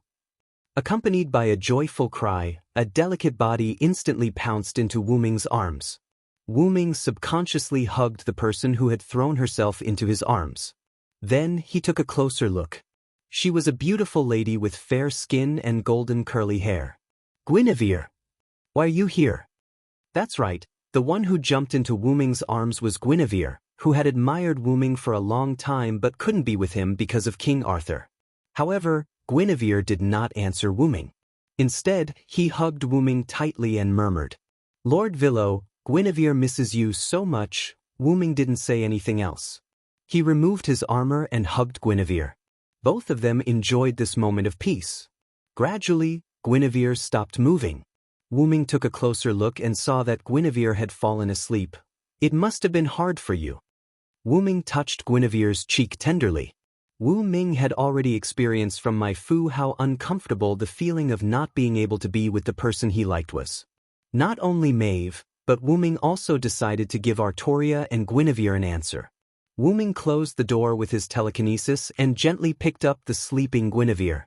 Then, he began to look around the room. Wu Ming wanted to see if there was a bed or something similar for Guinevere to rest. Coincidentally, this place seemed to be a bedroom. Is this Guinevere's bedroom? Then why did Gawain bring me here? Immediately after, Wu Ming suddenly recalled Gawain's smiling face. Wu Ming finally understood what Gawain meant by rest. That shouldn't be the case. My relationship with Guinevere shouldn't have been exposed. No, that's not right. There's nothing going on between Guinevere and me. Wu Ming quickly shook his head. Although the two of them had feelings for each other, they didn't do anything out of line until Wu Ming left. So how did Gawain know? Wu Ming shook his head. It didn't matter how he found out. He would find out later anyway. Wu Ming put Guinevere on the bed. But when he got up, Wu Ming found Guinevere clutching his arm tightly. After a helpless and doting sigh, Wu Ming sat down beside Guinevere's bed and let Guinevere hold his arm. Since he had nothing to do, Wu Ming began to meditate. Although meditation didn't have much effect on Wu Ming, it was still the accumulation of water that could penetrate a stone. After a while, Guinevere woke up. When he saw himself clutching Wu Ming's arm tightly, Guinevere was startled. "Sir Villo, I'm really sorry. I fell asleep." Guinevere immediately let go of Wu Ming's arm and stood up to apologize to Wu Ming. Wu Ming opened his eyes and turned to look at Guinevere, who sat up. "Don't mind it, Guinevere. After all, I also saw a painting of a sleeping beauty." Wu Ming's praise made Guinevere blush. Guinevere didn't dare to look at Wu Ming. "Speaking of which, did you ask Gawain to bring me here?" Wu Ming asked Guinevere. Guinevere was taken aback. He looked at Wu Ming with a sweet smile. "As expected of Sir Villo." "That's right. I asked Gao Wenqing to bring Sir Villo here." Although Wu Ming was puzzled by Gawain's actions, Wu Ming wasn't stupid. He understood after thinking about it carefully. Guinevere pounced on Wu Ming the moment he entered the door. If Gawain didn't know about the relationship between Wu Ming and Guinevere, then Gawain must have received someone's orders to bring Wu Ming here. "I've already told Gao Wenqing that if Lord Varen comes here, he must bring him to me first. Furthermore, I've given this order to Gao Wenqing on behalf of my king." Then, Guinevere seemed to have thought of something and happily held onto Wu Ming's arm. After all, the king missed his subjects whom he hadn't seen for a long time. It wasn't a problem for him to meet them in advance. This explained Gawain's strange expression. When Gawain was alive, the relationship between Wu Ming and Artoria was so good that it didn't seem like a relationship between a king and his subjects. There is no Great Britain now, and the current king is very righteous. She allowed me to marry Sir Villo. Wu Ming was stunned. No matter how he thought about it, it didn't seem right. After all, Artoria was very strict about things like rules. Even if there was no Great Britain, she wouldn't allow her queen and her knight to be together. Otherwise, she wouldn't have chosen to execute Guinevere because of face. No, the current Artoria was no longer King Arthur. She was the Lion Queen that Wu Ming felt unfamiliar with. In other words, it wasn't strange that the current Artoria allowed Guinevere to be together. "Guinevere, calm down. Listen to me." Woo-Ming pulled Guinevere away from his arm, then pressed his hands on Guinevere's shoulders and looked into his eyes. I will give you and Lily an answer, but now isn't the time. Tell me what happened to the king. Guinevere was quite happy to hear that he would be given an answer, but when he heard Woo-Ming ask what happened to Artoria, Guinevere's expression became helpless. The king is no longer human.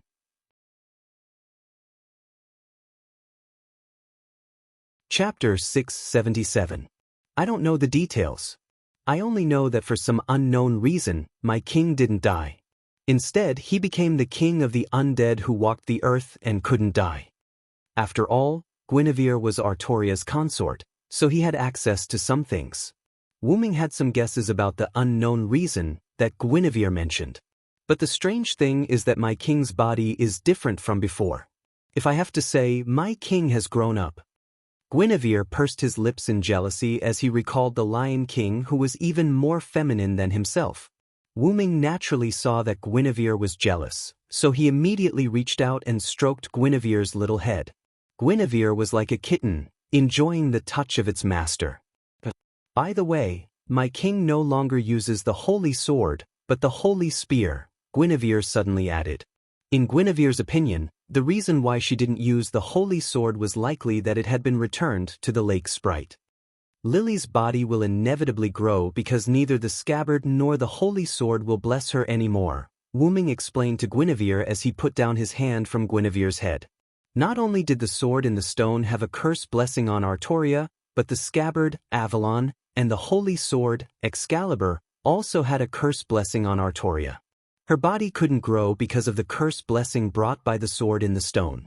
Although Artoria lost the sword in the stone, her body didn't start to grow because of the new holy sword and scabbard. On the other hand, the scabbard gave Artoria the blessing that she would never get hurt or grow old. Although the holy sword did not explicitly state it, in King Arthur's final story, King Arthur's broken body died after Bedivere completely returned the holy sword to him. Therefore, the holy sword also had a hidden blessing for Artoria. However, Woo-Ming was puzzled that Artoria didn't die after the sword in the lake was returned. Logically speaking, after the sword in the lake was returned to the lake sprite, King Arthur should have fallen into a deep sleep. However, Artoria became the king of the undead who couldn't die.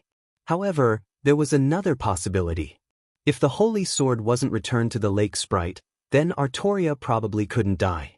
The story of Bedivere returning the holy sword 3 times was the best explanation. Artoria was seriously injured. Even with the blood of the red dragon, she couldn't hold on until Bedivere returned the holy sword 3 times before she died. It was probably a blessing that was like a curse. As long as the sword was not returned, Artoria would not die. Guinevere, do you know who didn't respond to Lily's summon? Woo-Ming became a little bit more serious. Guinevere thought carefully and looked at Woo-Ming. I remember that only you, Sir Villo, Galahad, the son of Lancelot, and Bedivere who witnessed the end of King Arthur didn't respond to Her Majesty's summon. It's not strange that you didn't respond to Her Majesty's summon, but it's strange that Galahad and Bedivere didn't respond. Guinevere knew that Woo-Ming's identity was special. However, it was strange that Galahad, who obtained the Holy Grail because of the purity of his soul, and Bedivere, who witnessed the end of King Arthur and was extremely loyal to King Arthur, didn't respond to Her Majesty's summon. While Guinevere was thinking, Woo-Ming was also thinking. As expected, Woo-Ming thought. If Bedivere didn't return the holy sword, then Artoria probably couldn't die. King Arthur, who couldn't die, picked up the holy spear and was summoned to this era. Due to some influence, he became the Lion King. If Bedivere didn't return the holy sword, then where did Bedivere go? His loyalty to Artoria was no less than anyone else's, and his soul was no less than Galahad who obtained the Holy Grail. However, Bedivere didn't respond to Her Majesty's summon. What the hell is going on? Woo-Ming couldn't help but frown. Guinevere came back to his senses and saw Woo-Ming frowning. He couldn't help but panic. Guinevere thought that Woo-Ming was unhappy because he mentioned Lancelot, so Guinevere hurriedly explained to Woo-Ming. The legends about me and Lancelot in the future are not true. Nothing happened between me and Lancelot. However, a finger was placed on Guinevere's lips, stopping him from continuing. I'm not frowning because of Lancelot. I'm thinking of something else. Guinevere, you don't have to explain. No matter what, I believe you, Wu Ming said as he put his finger down. Wu Ming looked at Guinevere with firm eyes full of trust, which made Guinevere feel very touched. Master Villo. Guinevere covered his mouth with his hands. There were tears in his eyes, and he looked very touched. Good boy, don't cry. As if coaxing his girlfriend, Wu Ming gently stroked Guinevere's little head, and Guinevere rubbed his head. After that, Wu Ming and Guinevere chatted. By the way, how did you know it was me who came in? Wu Ming asked. After all, when Wu Ming opened the door, Guinevere immediately rushed over. That's because I have a telepathic connection with Master Villo, Guinevere replied playfully. Then, Guinevere was hit by Wu Ming. Actually, I used magic to find out. Guinevere covered his little head that was hit by Wu Ming and answered pitifully. Then, Guinevere took out a glowing compass-like gadget. Wu Ming took it and looked at it carefully. Wu Ming noticed that after he took the compass-like gadget, the gadget began to glow. Moreover, the compass-like gadget instantly pointed at him. So, this is a device you made to find me? Guinevere nodded honestly. After all, she was also a magician. If there was a person's hair or something like that, Guinevere could still perform a magic trick to find that person. And Wu Ming was Guinevere's knight, so it was easy for Guinevere to get Wu Ming's hair. Wu Ming didn't know whether to laugh or cry. Then, Wu Ming returned the gadget to Guinevere, who put it away like it was a treasure. Then, Guinevere and Wu Ming chatted. During the conversation, Wu Ming learned that this was actually Artoria's bedroom. After all, Guinevere gave the order to Gawain using Artoria's identity, so he had to bring it to Artoria's bedroom. However, the reason why Artoria wasn't here was because she happened to wake up today. So, where did Artoria go after waking up? Wu Ming couldn't help but be curious. At this moment, the door of the room suddenly opened.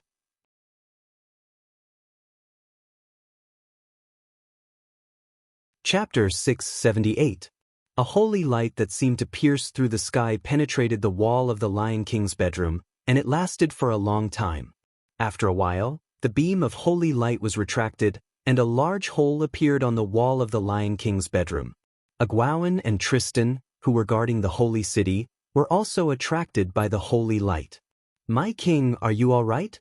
Gawain stood respectfully outside the bedroom and greeted the Lion King who was in the bedroom. Tristan stood behind Gawain and respectfully stood without saying a word. Even though they knew something was wrong in the bedroom, without the Lion King's order, they could not and did not dare to barge in. I'm fine. The Villo has just returned. I was a little excited and had a little competition with the Villo. You can leave now. Artoria's mature and convincing voice came from the bedroom. I see. The Villo has returned. Since the Villo is here, we will leave now. When Gawain said this, his voice was a little reluctant, but because it was the king's order, Gawain obeyed. How sad. I will leave now. Tristan, who did not say a word, said this at the end. After that, Gawain and Tristan left. In the room, Artoria was sitting on a throne with her legs crossed. Guinevere was sitting on the edge of the bed without saying a word. Wu Ming, he was now leaning on the wall with a large hole in it. Lily, are you really going to kill me? After using his spirit sense to detect that Gawain and Tristan had left, Wu Ming immediately spoke. If you can die from that attack, it only proves that you are too weak. Artoria said seriously without any intention of apologizing. On the other hand, Guinevere, who was watching from the side, pouted. It's all because the Villo is not romantic. Wu Ming was speechless. Well, it is indeed my fault. Putting aside the fact that two women were fighting for your affection, if you suddenly got angry and said, it's okay, you can continue, when they were frightened, anyone would be angry. Even Guinevere, who had always been obedient to Wu Ming, was slightly dissatisfied this time, let alone Artoria. Although it seemed that Artoria was going to abandon her worldly values and be with Wu Ming, she was still the Lion King. She was the one who gave the order to the Knights of the Round Table to kill each other. She was the one who led the knights who had completely turned into the Lion King, defeated the arrogant Lionheart, built the new holy city, and carried out the cruel and inhumane saint selection. Thinking of this, Wu Ming's expression became serious. I apologize for my rudeness. Now, let's get down to business, Lily. After all, Wu Ming was here to find Artoria. Artoria nodded nonchalantly. Whether it was as her lover or as her subject, Wu Ming had the right to negotiate with her. However, Guinevere, who heard Wu Ming's serious tone, panicked a little. Through the conversation with Wu Ming, she knew that Wu Ming was not here to join the Lion King. He was here to cause trouble. Whether it was Artoria or Wu Ming, both of them were extremely important to Guinevere. One was husband and wife on the surface, but in private, they were best friends. The other was her knight and her lover, so Guinevere did not want to have a conflict between the two. However, whether it was Artoria, Wu Ming, or Guinevere, she knew that since things had developed to this point, the two of them could not solve the problem without talking. Do you want me to prepare some refreshments? Guinevere asked hesitantly. Artoria didn't say anything, nor did she move. Wu Ming nodded. Go, and remember to prepare more. However, after hearing Wu Ming's reminder, Guinevere could not help but smile. Why should he prepare more? It was because there was not enough to eat. As for why there was not enough to eat, Guinevere glanced at Artoria, who was unperturbed, and smiled happily. After all, Wu Ming's words gave Guinevere another meaning, which was that they could not fight. Preparing more refreshments was for them to eat slowly. If they fought, they would not be able to eat anymore. Guinevere nodded with a smile, got up gracefully, and left the room. Seeing Guinevere leave in a good mood, Wu Ming let out a sigh of relief. He purposely gave Guinevere the feeling that they could not fight. After all, this could not only take care of Guinevere's feelings, but also find a reason to make Guinevere leave. After all, Wu Ming did not have to fight because he did not want to. Wu Ming took a deep look at Artoria. He looked at her eyes that were glowing for some unknown reason. Although Artoria was still the familiar one, Wu Ming knew that the Artoria in front of him was a familiar stranger.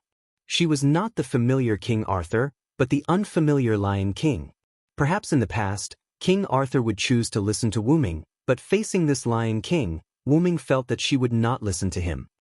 Lily, although you have changed a lot, after what happened just now, I feel that you are still the same Lily. Artoria did not move. Only her glowing eyes flickered. She then looked at Wu Ming. You too. Although I don't know how many years you have lived, you have not changed at all. You are still the one who pledged to marry me. However, Artoria's words made Wu Ming feel a little helpless. Don't make it sound so ambiguous. Wu Ming and Artoria just made a promise that one would be the king for life, and the other would be the king's knight for life. Wu Ming suppressed the ridicule in his heart and pointed out the window. Then, can you tell me why you want to carry out the holy purification? And what is with those huge craters outside the holy city? Looking at Wu Ming's serious face and hearing his questioning tone, Artoria's expression did not change at all. She was still so calm, as if there was no emotion. I think you should have seen that those craters were caused by my holy lance. Because those are the enemies of the holy city, they need to be annihilated. Artoria did not stop and continued. The reason why I carried out the holy purification is because it is the best way to save mankind at the moment.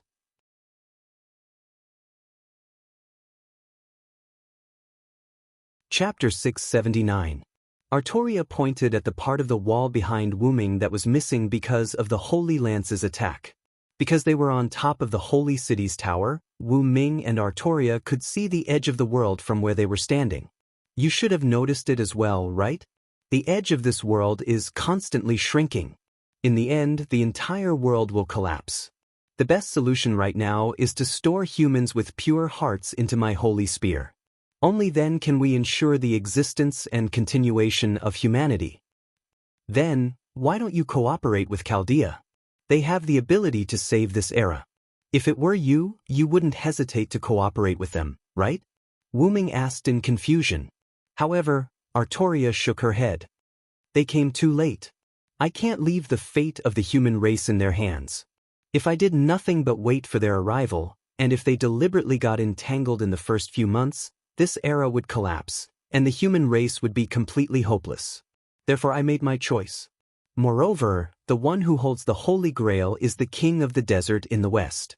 From the moment I arrived in this world, I knew that he had the temple as a defense. I couldn't take him down before this era collapsed. Therefore, I chose to have a truce with him and take another path to save the human race, which is to carry out the holy ascension. But you abandoned the other people of this era, Wu Ming retorted instantly, and his tone was a little angry. And the humans you collected will become specimens. That can't be called the continuation of the human race at all. Wu Ming clenched his fist and slammed it on the wall behind him. A part of the wall that was already broken and disappeared was damaged again. Another part of the wall broke and fell down the tower. After that, Wu Ming walked in front of Artoria and looked at the goddess-like beauty. You have been affected by the Holy Lance for a long time. You are no longer a human, and you are no longer a specter. You have become a god that I don't like. You have been assimilated by the Holy Lance, Lungaminiad. Lungaminiad, the goddess. Artoria's eyes flickered slightly. Although it disappeared quickly, Wu Ming still caught it. When Wu Ming saw Artoria, he noticed that his half-god slayer's soul reacted to her. This meant that Artoria had become a god. The only way Wu Ming could imagine Artoria becoming a god was to be assimilated by Lungaminiad. After all, it was an anchor that connected the two sides of the world. It would be fine if someone like Wu Ming had it, but if it was just a king with the red dragon bloodline, he would inevitably be assimilated. Wu Ming even felt some regret. He regretted that he did not add his blood into Artoria when Merlin, King User, and the others created her. Putting aside the fact that King Arthur had Artoria's bloodline, at the very least, Artoria wouldn't be assimilated by the Holy Spear to such an extent. If it were you in the past, you would have tried to find a way to get the best of both worlds. Although I don't like your personality in the past, I don't like the current you even more. I don't think I've done anything wrong. It's all for the sake of mankind. Artoria looked into Wu Ming's eyes without hesitation. Wu Ming also looked at Artoria's serious eyes. Her eyes were both familiar and strange, and they made him feel sad. Artoria was always considerate of the people. She was born for the sake of the people. She became a king for the sake of the people. She kept fighting and killing for the sake of the people. However, because of her selfless sacrifice, the people and even some of the knights of the Round Table were afraid of her. Although it was Tristan who said that, "Kings do not understand people's hearts," who could guarantee that the people did not have the same thought? Maybe they already had such thoughts in their hearts, but they did not dare to say it out loud. In the end, she was betrayed by the people she protected. Until her death, she still turned into a heroic spirit to protect her people who belonged to the human race. And the Lion King in front of them was one of the many possibilities for Artoria. Because of special reasons, Artoria did not die. Instead, she picked up the Holy Lance. After receiving the Holy Lance, not only did her body develop quite well, but her heart also developed quite well.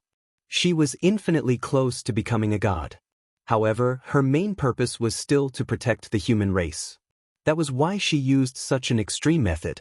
In Wu Ming's opinion, the reason why some of the Knights of the Round Table chose to stand against Artoria after she announced her decision was that they did not want their beloved king to continue making mistakes like this. The most obvious example was Kai. Kai was Artoria's sworn brother. Although he did not have much contact with Artoria because of Wu Ming, he and Artoria were sworn siblings after all. Because he knew Artoria well, Kai did not hesitate to stand against her. If Kai was still here, he would definitely say something like this. "Since Lord Villo is not here, let me, your sworn brother, correct the king's mistake." However, Kai had already left. He was defeated by the Knights of the Round Table who stood on Artoria's side. Most of the Knights of the Round Table who chose to stand on Artoria's side wanted to show their loyalty to the king. Lancelot, Tristan, Agravain, and Gawain were all loyal to the king. Because he was the cause of the destruction of half of Camelot, Lancelot felt guilty toward Artoria. Tristan also felt guilty because he was the first to speak. Argervin had always been foolishly loyal to Artoria. Gawain also felt guilty because the destruction of Camelot could be considered to have been caused by his obsession. Unlike the Knights of the Round Table who stood on the opposite side of Artoria, these Knights of the Round Table did not care about the king's right or wrong. They just wanted to show their loyalty as the king's knights. The Knights of the Round Table who stood on the opposite side of the king were also loyal to the king. However, they did not want to be blindly loyal. They did not want to see the king go astray, so they stood on the opposite side of the king. So, are you going to stop me just like Kai and the others? Artoria sat and looked up at Wu Ming who was standing in front of her. The atmosphere suddenly became tense. Gotcha! The sound of the door opening could be heard. Guinevere walked in with a small cart used for serving food. I've prepared the snacks. However, when he saw the tense atmosphere between Artoria and Wu Ming, Guinevere was scared speechless. Are you guys okay? Guinevere forced a smile.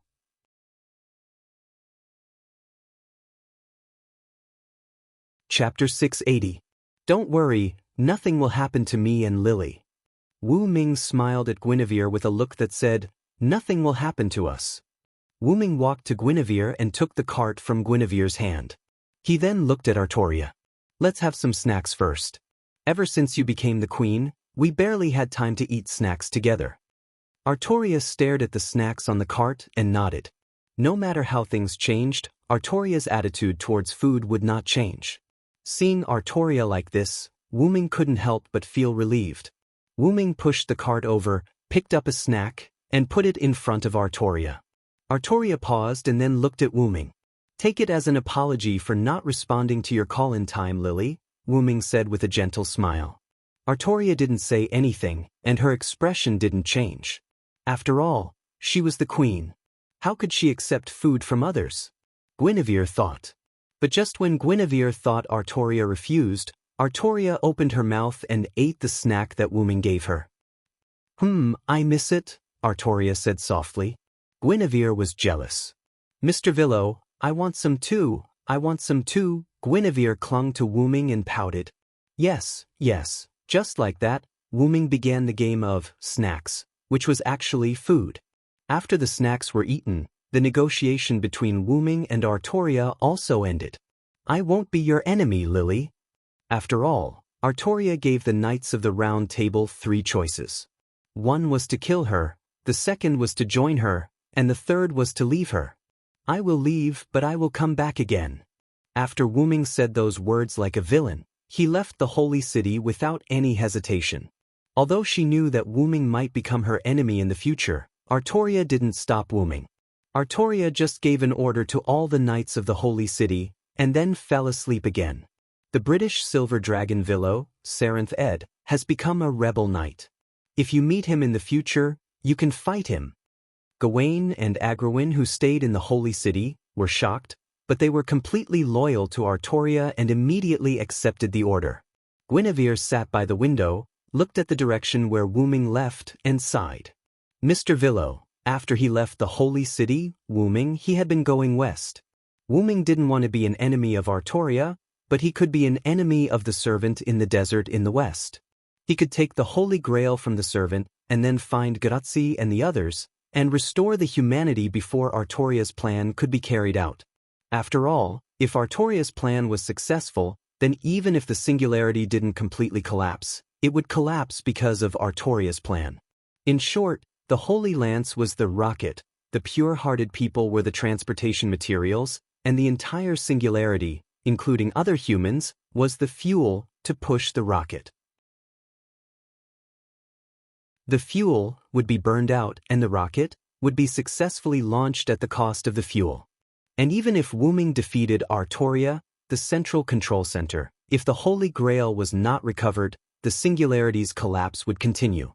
Therefore, Wu Ming decided to kill the Desert King first, recover the Holy Grail, find Grazzi, and restore the humanity. Unknowingly, Wu Ming had already walked to the wilderness before.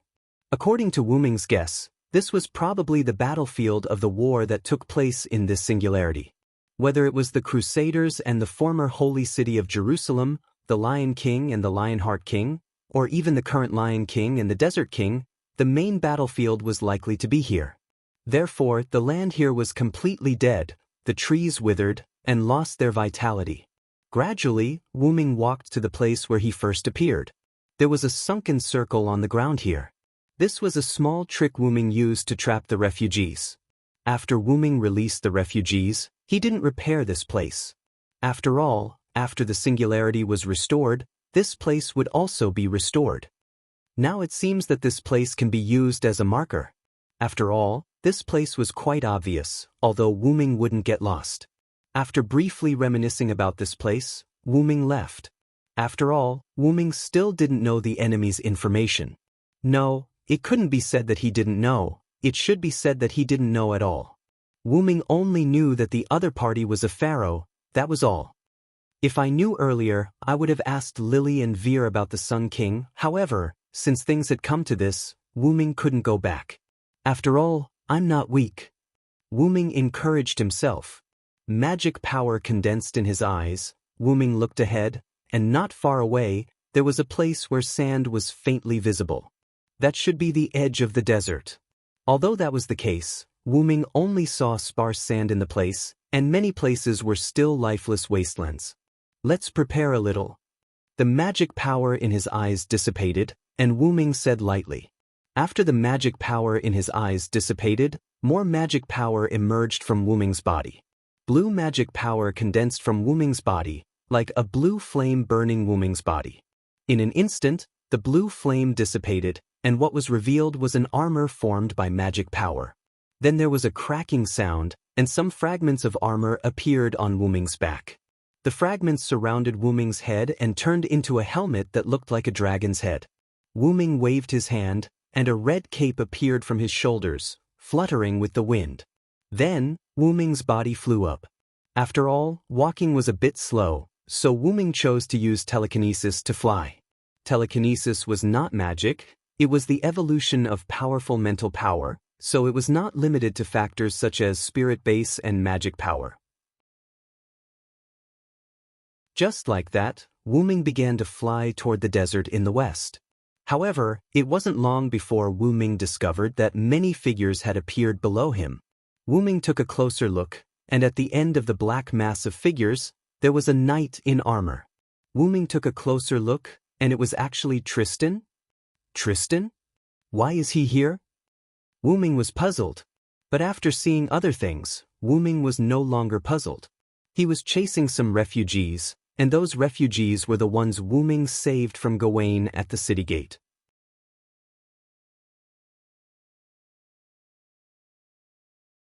Chapter 681. Back then, after Wu Ming won the bet with Gawain, Gawain let the refugees go. But Gawain also said that if Aguen knew about it, he would definitely send people to hunt them down. And even if Gawain didn't meet Aguen after sending Wu Ming to Artoria's bedroom, nor did he take the initiative to report to Aguen about Wu Ming, it was normal for Aguen to know about Wu Ming's arrival. After all, Aguen and Tristan were attracted by Artoria's Holy Lance attack, and at that time, Artoria also said that Wu Ming was back. Since Wu Ming entered the holy city, Gawain must have known about it. In addition, there was a holy selection today, so as the manager, Aguen could not ask Gawain about it. And with this question, the news of the refugees being released naturally reached Aguen. And as Gawain said, Aguen directly sent Tristan to hunt down those refugees, which explained why Tristan appeared here. At this moment, those refugees were moving quickly towards the north. Looking at their route, they seemed to be heading towards the northern mountains. However, Wu Ming was curious about one thing. What did these refugees experience, and what decision did they make to come here? Most importantly, their speed was a little too fast. There must be a reason. Wu Ming thought so, looked at the dense crowd of refugees, and felt the fluctuation of magic power. As a result, he really found the reason. It was a man or a woman wearing a tattered black cloth and a white skull mask on his face. It was unclear whether he was male or female. Wu Ming could clearly feel that it was a servant. Wu Ming looked at the person wearing the bone mask and vaguely had some guesses. With this appearance, I'm afraid there's only one answer. The location was the Middle East, wearing a skull mask and tattered black clothes like an assassin. It seemed that the other party was likely to be one of the elders of the mountain, Hassan Sabah. However, Wu Ming didn't have the time to think too much because Tristan had already caught up with the refugees. At this moment, drunk Hassan glared at Tristan, who had arrived in front of the refugees he led. "Damn it! Are you Knights of the Round Table always so aggressive?" Smoke-drunk Hassan was quite angry. Originally, she only came here to gather information, but she accidentally found some of her compatriots, refugees. After asking around, she found out that they had escaped from the holy city. According to their compatriots, after the saint uplifting ceremony, when they were about to be killed because they were not chosen, a knight appeared and saved them by betting with them, allowing them to escape the fate of being killed. Drunk Smoke Hassan doubted if what the refugees said was true. After all, he had seen many Knights of the Round Table. Every one of them said that they were loyal to the king or something. How could they save the refugees? However, this was indeed the case. However, Drunk Hassan had no time to think about the truth of the matter now. What she needed to do was to bring these compatriots to the village in the northern mountains. As a mountain person who had hostile conflicts with the Sun King in the west and the Lion King in the east, Drunk Hassan clearly realized that these compatriots were not safe after leaving the holy city. As an assassin's follower, Drunk Hassan had information about the saint uplifting ceremony. Those who were chosen would enter the holy city and never come out again, and those who were not chosen would be killed by those sanctimonious knights. Therefore, knowing this information, she was not surprised by the information provided by these compatriots, refugees. However, Drunk Hassan also knew that these compatriots, did not know that the Lion King would hunt down those who escaped from the saint uplifting ceremony. Therefore, even if the unknown knights saved these compatriots, refugees, there would be pursuers behind them. Therefore, her task was to lead these compatriots, refugees, away from here as soon as possible. Drunk Hassan did the same, and in order to make the route of her compatriots safer, she even used a noble phantasm with group movement speed increase and group stealth effect. The reason why Drunk Hassan appeared here with her compatriots, refugees, was because Drunk Hassan wanted to create an illusion for the pursuers.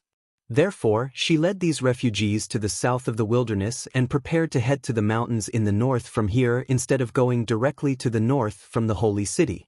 Unfortunately, Drunk Hassan underestimated the speed and number of pursuers. She did not expect that there was only one pursuer, and it was the ruthless magic bow knight Tristan. After all, she also had contact with the Knights of the Round Table as one of Hassan's companions. Each of the Knights of the Round Table was an extraordinary powerhouse. However, if she had to choose a knight that Drunk Hassan feared the most, then she would definitely choose Tristan. For some reason, the Knight of the Round Table Tristan was not like the information she found from books. The Tristan she came into contact with was neither gentle nor sensual.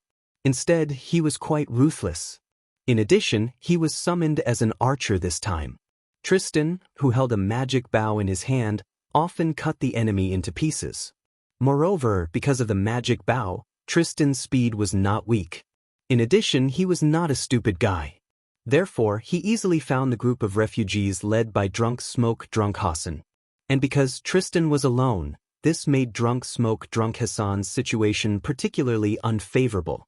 Generally speaking, whether it was a retreat or a pursuit, not to mention the speed, a person who did these two things was always quite secretive.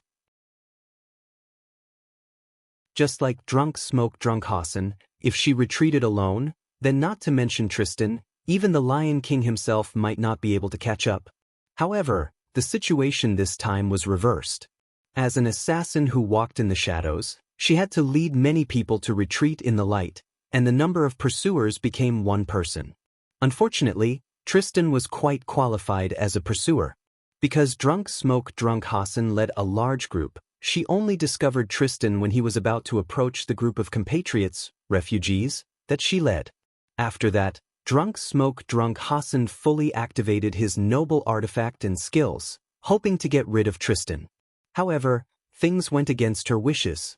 Not only did she not get rid of Tristan, but Tristan got closer to her. In the end, Tristan caught up with her and her compatriots, refugees. It's really sad. I'm not aggressive. I'm just following the rules. Tristan's voice was quite gentle, but what he did was the opposite of his voice. Whoosh, whoosh. Two of the refugees led by Drunk Hassan were instantly split into two halves. They didn't even have time to wail and died directly.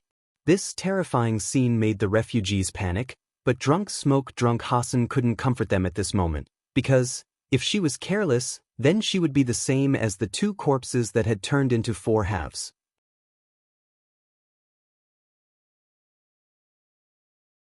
Chapter 682.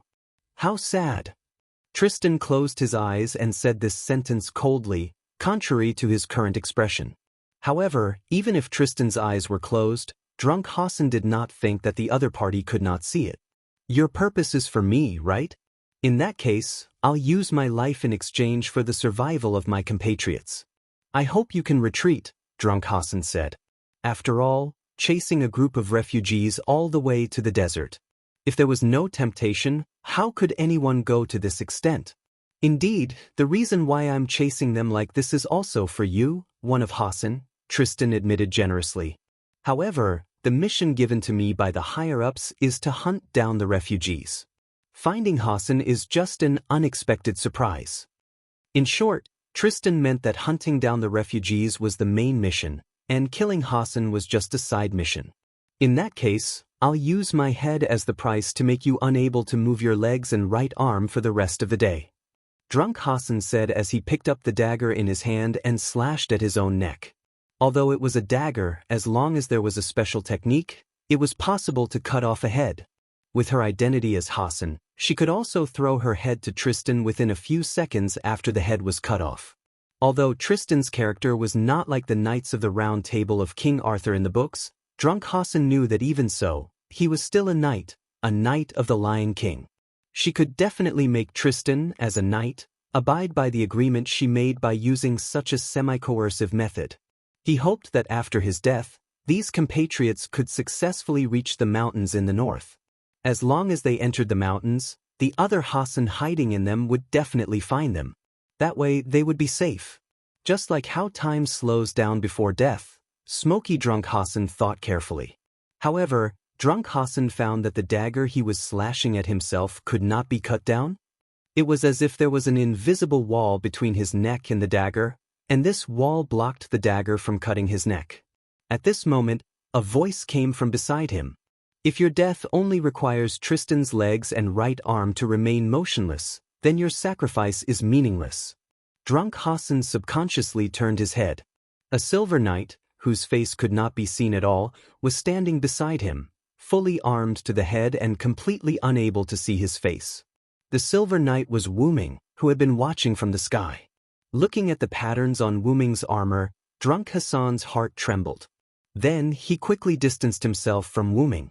That was because it was the coat of arms of the Knights of the Round Table. Although something prevented Smoky Drunk Hassan from committing suicide just now, Smoky Drunk Hassan found that he wasn't being controlled by others. He could still move freely. Reinforcements from the Holy City. Drunk Smoke Hassan looked at Wu Ming warily. However, amidst her vigilance, she also had doubts. Because if there was no one else around, then the one who used an unknown method to stop him from committing suicide would be this unknown knight in front of him. He was probably the one who said those words just now. Of course, Drunk Hassan didn't think that this knight was here to help him. After all, he probably didn't want him to commit suicide to get information from him. Moreover, Drunk Smoke Hassan had some doubts about the knight's words. What do you mean by that? Drunk Hassan asked cautiously. The sentence that Drunk Smoke Hassan asked was the sentence, "Sacrifice is meaningless." At this time, Tristan answered for Drunk Smoke Hassan. Servillo is right. I don't need to draw my bow at all. I can kill with just a flick of my finger. As if to verify his words, Tristan's right hand that was holding a magic bow that resembled both a bow and a zither lightly touched the strings of the zither. In an instant, invisible vacuum blades slashed towards the group of refugees along with zing-zing sounds. Not good? Drunk Smoke Hassan was shocked. Although he couldn't see Tristan's attack, Drunk Smoke Hassan knew that it was after the whoosh sound that her two compatriots became corpses. However, Drunk Smoke Hassan could only watch because he had no way to defend against such an attack. Moreover, even if he could defend against such an attack, he couldn't see Drist's attack. As a last resort, Drunk Smoke Hassan could only pray. Just like the first Hassan, although Drist's attack was launched, no one died. In other words, there was an invisible defense that blocked Drist's attack. Drunk Smoke Hassan thought in his heart and looked at Wu Ming. "Don't worry, unknown Hassan, I'm here to save you," Wu Ming said to Drunk Smoke Hassan without moving. At this time, several people suddenly became excited. "Sir Drunk Smoke, this Sir Knight is the one who saved us at the gate of the holy city," a bold refugee shouted. Yes, Sir Drunk Smoke, I remember this Sir Knight's armor." "Me too, I recognize this Sir's voice. He is the Sir Knight who saved us before." Several refugees who remembered Wu Ming's voice and armor trembled and stood up. Wu Ming looked at these people with some surprise. Although they were evil people who were not chosen by the holy light, they stood up for their benefactor. This was enough for them as ordinary people. Wu Ming's mouth hidden under the helmet curved up. Sure enough, it didn't mean that people who were not chosen by the holy light were evil people. They could stand up for Wu Ming, and they didn't disappoint Wu Ming who saved them before and now. Drunk Smoke Hassan, who heard the refugees' words, was a little surprised. She didn't expect that the knight who saved her compatriots was really a knight of the Round Table. She was still wondering if it was a wild servant, but she didn't expect it to be a knight of the Round Table. In this way, she didn't see the knight before. After all, the knight was likely to be summoned by the Lion King, and looking at the knight's appearance, he was likely to have betrayed the Lion King. "What do you mean, Servillo?" Tristan closed his eyes and looked in the direction of Wu Ming. Although he destroyed his eyes because he killed his compatriots before, it didn't mean that he was blind. After all, he used to like to close his eyes, and he could still move normally. Whether it was the sensitivity of his ears or the magical enhancement of his eyes, the self-destruction of his eyes had no effect on Tristan. However, in the face of Tristan's question, Wu Ming just replied faintly, "They are under my protection."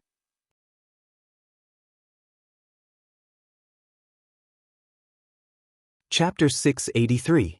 Servillo, your words are really sad. Are you going against my king? With a sad sigh, Tristan shook his head helplessly. Although Tristan had just left the holy city when Artoria issued the order of Wu Ming is the enemy, it did not mean that Tristan was a fool. The refugees that Agul asked him to hunt down were released by Wu Ming. In addition, Wu Ming came all the way here to save these refugees, and Wu Ming's attitude was problematic. All these factors told Tristan that Wu Ming and his king were likely to have a falling out. "Think what you want. In short, I will protect them today," Wu Ming said, and the magic power in his body condensed. Like a lion proclaiming his territory, Wu Ming vented his magic power. Whether it was Tristan, Drunk Hassan, these refugees, or a few people from the fourth force hiding in the dark, all of them were shocked by Wu Ming's huge magic power. Immediately, Wu Ming turned to look at Drunk Hassan and nodded to him. Drunk Hassan was stunned, and then nodded as if responding to Wu Ming. "Quick, everyone follow me!" Drunk Hassan shouted at the refugees. Drunk Hassan was not a fool. Since someone was willing to help him resist Tristan, then he quickly escaped with the refugees. As for gratitude, he would talk about it when he had the chance to meet in the future. Although the refugees were trembling in fear, they were people who had experienced life and death. Therefore, when Drunk Hassan shouted at them, the refugees immediately reacted. The refugees hurriedly moved in the direction designated by Drunk Smoke Hassan. Before the refugees moved, almost everyone gave Wu Ming a brief look to express their gratitude for saving their lives for the second time. Because of the urgency of time, Drunk Hassan only nodded to him. After a simple expression of gratitude, she quickly followed the refugees and headed north. Seeing the refugees and Drunk Hassan gradually disappear, Wu Ming turned his head and looked at Tristan. "You're really giving me face." After all, if Tristan attacked the refugees with all his strength, Wu Ming really couldn't defend against all of Tristan's attacks. "You're too serious. Even if we become enemies, I still respect you," Tristan said as he saluted Wu Ming. Tristan was right. If Artoria did not become the king, but Wu Ming became the king, then the Knights of the Round Table's loyalty to Wu Ming would not be lower than the current Artoria. At least, if Wu Ming was the king, Tristan would not say that the king did not understand people's hearts. However, there was no if Tristan and the other Knights of the Round Table, but this did not prevent them from respecting Wu Ming very much. However, Tristan, who had become the Lion King's knight, now only had one goal, which was to completely eradicate the Lion King's enemies. His hands that were stained with the blood of his compatriots could no longer draw his bow. The guilt of killing his compatriots had also pushed Tristan to the brink of collapse. King Arthur's Knight of the Round Table, Tristan, had disappeared and was replaced by the Lion Knight Tristan, who had received the blessing of the Lion King's Holy Grail. Therefore, even if he killed his compatriots, he would not feel sad. Even if he attacked the person he respected the most, he would not feel guilty. That is to say, after this, you are no longer the respected Villo, but an enemy. Wu Ming took down the meteor silver on the right side of his head and brandished it. As expected of you, Tristan. This powerful strike is even stronger than when you were at your peak. However, facing Wu Ming's praise, Tristan shook his head calmly and said in a cold tone, "Even so, didn't you instantly take out your beloved sword and block this strike?" Yes, Tristan instantly launched an invisible vacuum attack, and Wu Ming instantly took out the meteor silver, allowing Tristan's strike to hit the meteor silver. The reason why Wu Ming used the meteor silver to block the attack instead of blocking it with his psychic power was because Wu Ming was ready to fight. I really hope that Sir Villo can take the initiative to step aside. If you do that after I deal with the refugees and that Hassan, I can still plead for you to the king. Tristan shook his head regretfully. Tristan's arrogant words made Wu Ming smile. You know my personality. If you don't defeat me, don't even think about leaving today. After Wu Ming finished speaking, magic power burst out from his feet. In an instant, Wu Ming burst toward Tristan. Facing Wu Ming, who rushed over, Tristan picked up his magic bow expressionlessly. That's really sad, Sir Villo. The battle was about to start. Not far away, the fourth force hidden here secretly hid in a place with a lot of stones. Don't look, dear Da Vinci, hurry up and think about what we should do next. An orange-haired girl lowered her voice and looked at a big sister who looked almost exactly like Mona Lisa with a sad and helpless face. This orange-haired girl was the last master of humans who solved the 5 singularities and formed a fate with many heroic spirits. The normal master of the Human Survival Protection Organization, Finus Chaldea, Finus Tachika Guzzi. And the big sister Mona Lisa beside Guzzi was the third servant summoned by the former director of Chaldea, Leonardo da Vinci. In addition, beside the two, there was a little girl dressed in sexy clothes. Cough cough. Guzzi's contracted servant, the subservient possessed by the Holy Grail Knight Galahad, Matthew Gillett. As early as when Tristan caught up with drunk Smoke Hassan, and Wu Ming stopped Tristan, the 3 of them had already arrived here. When Da Vinci said that, whether it's a bow or a full-body armor, we can't beat them, Guzzi and Matthew were pulled away by Da Vinci to hide. The reason why Guzzi suddenly asked was that Da Vinci's expression at the moment was a little strange. At this moment, as if watching a play, Da Vinci looked at the fierce confrontation between the Holy Sword Knight and the Magic Bow Knight not far ahead. Well, what's the matter, Tachika? Isn't it good for us to benefit from the fight between 2 tigers? Da Vinci didn't look back and continued to look forward happily. The good student Matthew raised his hand and asked Da Vinci puzzledly. But, Da Vinci, the Silver Knight seems to be a good person, shouldn't we help? Guzzi, who was standing at the side, also nodded vigorously. Because Da Vinci said that the 2 knights were not ordinary servants, the 3 of them hid far away just in case. Although the distance was a little too far, Guzzi couldn't hear the conversation, but through her own eyes, Guzzi could still see the current situation. The knight with the bow killed a few people, and the servant suspected to be one of Hassan wanted to commit suicide, but for some reason he stopped when the Silver Knight appeared. After that, the servant suspected to be Hassan left with the refugees, leaving the Silver Knight to fight against the Magic Bow Knight. In this way, the Silver Knight was likely to be a good person. Facing the doubts of Matthew and Grazzi, Da Vinci smiled and explained. Let's not talk about how you two judged that the Silver Knight is a good person. Moreover, we can't intervene in the battle between servants of their level.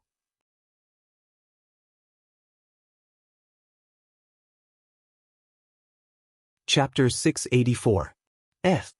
Grazzi and Matthew both exclaimed and then calmed down.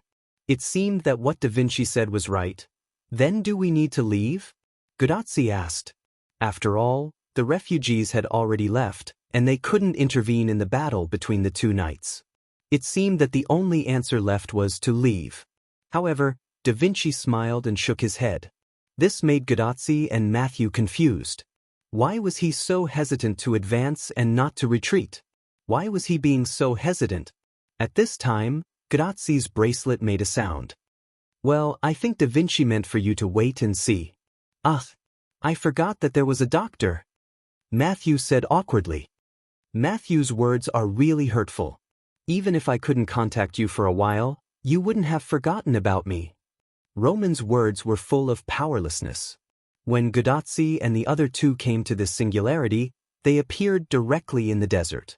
Because of the enchantment, Grazzi and the other two had lost contact with Chaldea for a while. It wasn't until they walked out of the desert that they contacted Roman. After that, after a brief understanding of Grazzi's experience, Roman and Da Vinci suggested that they go to the Holy City to have a look. Previously, in order to contact Grazzi, Roman had risked his life a little. Therefore, he rested for a while and didn't say anything.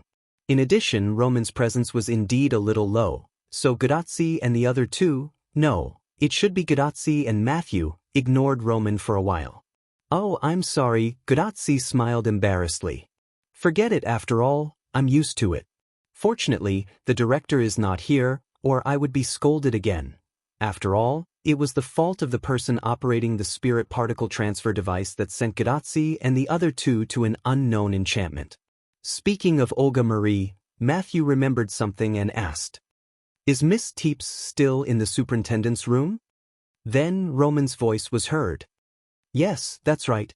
This time, the director has figured out a little bit of the third method." As the director's follower, Miss Teeps was naturally affected. "They haven't come out yet." As he spoke, Roman began to feel distressed. "If it weren't for the fact that Miss Teeps couldn't accompany you to the singularity this time, I wouldn't have let Da Vinci accompany you." Due to the third law of Olga Marie's body, Pamilia was unable to accompany Grazzi and Matthew on the singularity exploration. Therefore, Leonardo da Vinci, who had volunteered to accompany Grazzi and Matthew, had volunteered to accompany them. After all, I am also a follower of Chaldea. I haven't been to the singularity even once. Leonardo da Vinci said with a heartless smile. "I hope you can accompany me here. If you are here, I'm afraid there won't be an accident with the spirit particle transfer. Even if there is an accident, with your technology, you can break through the enchantment and contact Tachika." Roman sighed. This was not a compliment. After many tribulations, the various equipment of Chaldea had been upgraded by the genius Da Vinci. If Da Vinci were to operate it, it would be much better than Roman. Well, you can contact us now. It's already very good. Da Vinci comforted Roman. Boom! Suddenly, an explosion sounded not far away from Grazzi and the other two. The explosion set off a gust of wind mixed with gravel and hit Grazzi. "Senior, be careful." Matthew shouted and instantly materialized a shield in front of Grazzi. Clang, clang, clang. The gravel was like a bullet hitting Matthew's shield, making a messy collision sound. After a while, the wind calmed down, and the gravel no longer shot at Matthew's shield. "Senior, are you okay?" Matthew turned to look at Grazzi with concern. "I'm fine. Thank you, Matthew. It's all thanks to you." Grazzi smiled and gratefully hugged Matthew. "Senior, it's good that you're okay." Matthew's face was slightly red as he turned his head. At this time, Leonardo da Vinci spoke with a strange voice. A big sister, I was ignored just like that. I'm so sad, ugh." Grazzi and Matthew looked at Leonardo da Vinci helplessly. "Speaking of which, dear Leonardo da Vinci, do you really mean that we should wait and see like what the doctor said?" Gadotsi asked in a hurry. The reason why she was so anxious was because those two knights are almost here. Senior, dear Leonardo da Vinci? Matthew looked at Wu Ming and Tristan, who were gradually approaching them, and reminded in a panic.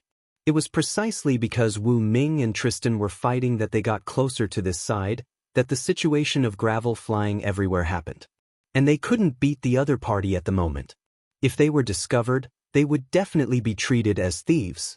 Maybe there would be another misunderstanding and they would have to start fighting with the other party again. However, according to Leonardo da Vinci, they couldn't beat the other party at all, whether it was a one-on-one or a group fight. Don't worry, take a closer look at the fully armed knight over there. Leonardo da Vinci reminded them. Hearing that, Gadotsi and Matthew looked at Wu Ming, who was gradually suppressing Tristan. Suddenly, Gadotsi and Matthew came to a realization. It's Assassin? It's Senior Sira? The two of them saw the armor worn by the knight who was suppressing Tristan. The armor was basically the same as the armor that Wu Ming entrusted to Gadotsi when she left the fifth singularity. That's right, that's Sira's armor. Leonardo da Vinci had an expression of, "You finally realized." Gadotsi and Matthew could only scratch their heads helplessly. After all, Gadotsi was just an ordinary person. Because of the distance, although Gadotsi could still see Wu Ming, she couldn't see it clearly. Matthew was the same. As an immature subservient, she couldn't add magic to her eyes to improve her vision like Leonardo da Vinci, so she couldn't see it clearly. And now, they could see it clearly, and Gadotsi and Matthew also understood why Leonardo da Vinci didn't let them go. Because the person in the armor was likely to be Wu Ming. Moreover, even if the other party wasn't Wu Ming, he must be someone who had a great relationship with Wu Ming. Therefore, choosing to contact the other party was the most advantageous option at the moment. What? That knight is Sira? That's too ridiculous. He's a warrior of Ulster. How could he come here? Roman felt that his brain had gone haywire. First, it was the Egyptian pharaoh, and then the Lionheart king that Roman proposed to contact was gone. Then, a Lionheart king appeared out of nowhere, and there was also a knight who seemed to be an acquaintance. No matter what, the other party is related to Assassin, so he must be a good person. Gadotsi decided that she would contact the other party. Then, Senior, should we help the enemy who seems to be Senior Sira? However, Leonardo da Vinci answered first. I don't think so. Because Wu Ming had already defeated Tristan.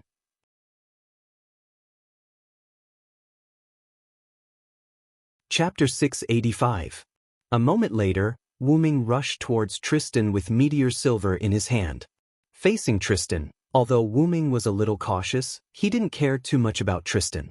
Tristan's fame wasn't as big as Wu Ming and Wu Ming, but Wu Ming didn't think that Tristan was weak. On the contrary, Tristan was very strong, not weaker than Lancelot. Knights of the Round Table were considered the best among the servants, and all knights of the Round Table had the adaptability of the saber, swordsman, class. It was reasonable to say that Tristan should also be a swordsman, but because Tristan's magic bow was more famous than his sword-wielding deeds, Tristan's archer, class adaptability was much higher than the saber, swordsman, class adaptability. And this time, Tristan was an archer, class. Even if it wasn't the best saber, swordsman, class, the archer, class itself was one of the 3 excellent knight classes. Therefore, Tristan wasn't afraid of Wu Ming, who was a saber, swordsman, class. His magic bow, not to mention the speed and angle of the vacuum arrow, the speed of his magic bow could catch the enemy off guard. No matter how good the person's martial arts were, they couldn't completely avoid his attack. However, as a member of the Round Table, Wu Ming naturally knew this. But Wu Ming was still not afraid of Tristan. And the reason why Wu Ming wasn't afraid of Tristan was also discovered by Tristan, and that was, he couldn't hurt Wu Ming at all. Ding ling ling ling.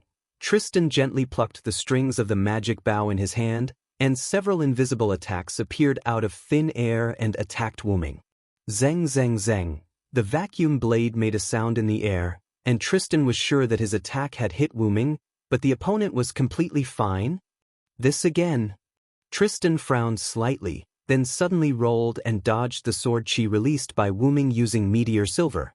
The The sword chi of meteor silver slashed into the ground, and the originally barren land instantly had a deep gully that wasn't wide. Every time Tristan attacked Wu Ming, those invisible vacuum blades that slashed onto Wu Ming had no effect, as if a machete was cutting cotton. However, in Tristan's impression as a knight of the Round Table, he didn't have such a strange ability. Closing his eyes, Tristan relaxed his brows and looked at Wu Ming. It seems that you still have some tricks up your sleeve. However, Tristan's didn't Paz's words. Was in SSS? SSSS. S's. It couldn't be helped. No matter what kind of clothing or armor it was, it couldn't defend against the attack of vacuum unless it was some kind of special clothing or armor. However, this did not mean that Wu Ming was defenseless. The principle of the vacuum arrow was to use atmospheric pressure to attack. Wu Ming concentrated all of his mental power on the surface of his body, pushing out all of the air on the surface of his body. As a result, a layer of vacuum formed on the surface of Wu Ming's body. As for Wu Ming's mental power, after pushing out the air, it constantly caused friction between the surrounding air and the vacuum zone, causing a fault to form between the vacuum zone and the air. As long as something approached Wu Ming's surroundings, it would be cut off by the fault around Wu Ming's body. This caused Silent Cry to be surrounded by a layer of invisible vacuum defense. Using fire to attack fire, water to attack water, and air to attack air would cancel each other out. When Tristan's vacuum arrow came into contact with Wu Ming, the vacuum arrow and vacuum zone canceled each other out. That was why it was said that the power of science was the greatest. For an ancient person like Tristan, it wasn't that Wu Ming mocked him, but he was indeed outdated. Of course, Wu Ming definitely wouldn't tell Tristan about his methods. That's why, can't you retreat yourself? Although Wu Ming said that, he had no intention of letting Tristan leave. The moment Wu Ming finished his words, he released magical power from his feet and attacked Tristan once again. Tristan shook his head calmly. Although his attacks were basically useless against Wu Ming and his vacuum traps were also likely to be ineffective, Tristan didn't think that Wu Ming could keep defending against his attacks. For example, noble artifacts and the like. The outcome isn't certain yet. The moment before Wu Ming attacked, Tristan used the power of the wind brought about by the magic bow to move his body swiftly and easily dodged Wu Ming's attack. Boom! Wu Ming's sword fiercely struck the ground where Tristan had been standing. Only a dong sound could be heard, and crushed stones flew everywhere. Then, I shall defeat you with my next attack. In an instant, Wu Ming raised the meteor silver. Tristan's blind eyes trembled slightly. He understood what Wu Ming was trying to do. Wu Ming was about to unleash his noble artifact. However, this was exactly what Tristan wanted because he was about to unleash his noble artifact. Stained with the blood of the legendary dragon and comparable to Excalibur, Tristan looked at the glowing holy sword in Wu Ming's hand. After all, he and Wu Ming were once comrades and he knew quite a lot about this holy sword. If it's the noble artifact, I can't defeat you. At this moment, Wu Ming's holy sword was shining brightly. Although Tristan said that he couldn't defeat him, he still picked up the magic bow. However, I have the blessings of my king, so the outcome is still uncertain. Silver. Fail not. Almost at the same time, Wu Ming and Tristan unleashed their noble artifacts at the same time. Tristan's hand continuously moved his magic bow at an extremely fast speed that couldn't be seen by the naked eye. In an instant, countless vacuum threads that were almost visible to the naked eye wrapped around Wu Ming at an extremely fast speed. Wu Ming stood in the same place, holding the holy sword that was getting more and more solid. But what made Tristan puzzled was that Wu Ming didn't move at all. Tristan couldn't help but frown. He clearly remembered that Wu Ming's noble artifact was the same as Artoria's light cannon. But now, Wu Ming actually hid the light of the holy sword. Tristan didn't understand what Wu Ming was doing, but it didn't hinder his noble artifact. Tristan controlled the magic bow with one hand and plucked the bowstring, or rather, the strings of the zither with the other. Although Wu Ming used an unknown method to defend against his attack, the change in quantity led to a qualitative change. The pond couldn't withstand the impact of the sea, the flame couldn't withstand the impact of the explosion, and the more powerful and chaotic vacuum would devour the weaker vacuum. Coupled with the Lion King's blessing, as long as these attacks hit, Tristan could guarantee that Wu Ming would be seriously injured even if he didn't retreat. However, just as Tristan's countless vacuum threads were about to approach Wu Ming suddenly entered a purplish-black ripple and disappeared. What?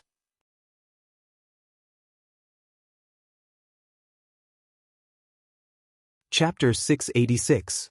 Tristan controlled the threads to enter the dark purple ripple, trying to catch up to Wu Ming, who was engulfed by the dark purple ripple. Then, Tristan was stabbed in the back. Slash! The sound of a sword piercing into flesh came from behind Tristan. What? PFFF, Tristan gasped in disbelief. Then he spat out a mouthful of blood. He could clearly feel an attack from a noble artifact slashing his back.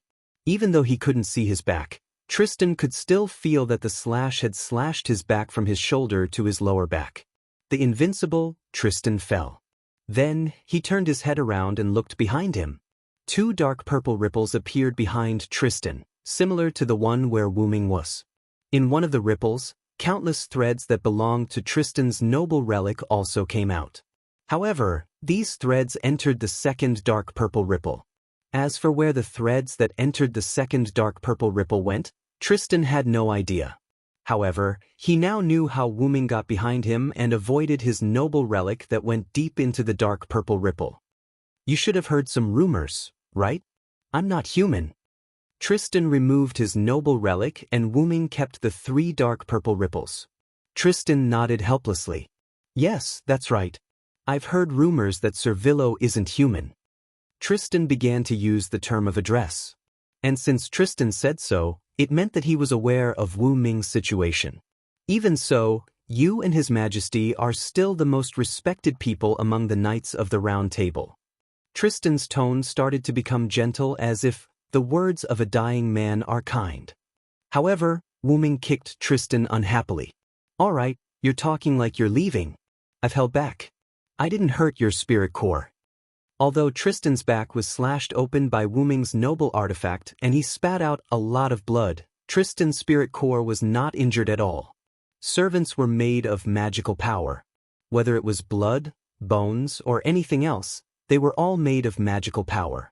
As long as the most important spirit core was not destroyed, and there was enough magical power, then the servant would not leave. Generally speaking, when a servant was injured, they would replenish their mana from their master. Although Tristan was a servant summoned by the Lion King, his master was not the Lion King. He was a servant summoned by the Holy Grail without a master. Not only Tristan but all the Knights of the Round Table, including Tristan, had no followers. The only reason they were under the Lion King was because they were King Arthur's knights. If they wanted to rebel, the Lion King would not have used a command charm to control them. This was also the reason why the Lion King allowed the knights to make a choice in the beginning. It was because the Lion King was not their master, so they had the right to choose for themselves. To become the king's sword in the Lion King's hand, or to become the imperial sword that stabbed the Lion King.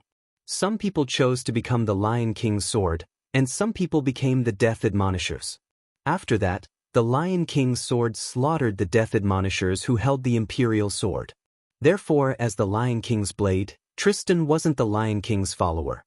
In addition, he didn't have the means to replenish his mana. Therefore, even if his spiritual core wasn't damaged, he could only leave the stage. Are you going to save me? Tristan asked in confusion. Wu Ming nodded as a matter of course. Since your spirit core is not injured, then as long as I provide you with mana, you can recover. However, Tristan's face was still full of confusion. Lord Varen, you've defeated me, so of course I'm yours to deal with, but please don't try to use me to deal with my king. If you do, I'll use my noble phantasm to kill myself in an instant after you heal me. The reason why Tristan chose to stand on the Lion King's side was because he was also the source of King Arthur's tragedy. Although his joke in his previous life was not the direct cause of King Arthur's death, King Arthur's death was also related to Tristan. Therefore, in this world, Tristan decided that no matter what, He would stand on the Lion King's side and completely become the Lion King's sword. Wu Ming, who had already guessed Tristan's thoughts, naturally would not let Tristan deal with the Lion King. You and I are also colleagues. I don't need to use my colleagues to deal with my king. I need your strength only to get you to help me seize the Holy Grail from the Sun King in the West. That's right. Although Wu Ming felt that he also had the ability to seize the Holy Grail from the Sun King, he had now discovered Guotzi's trace. When Wu Ming and Tristan were fighting, Wu Ming discovered Guotzi hiding in the distance because he was constantly moving.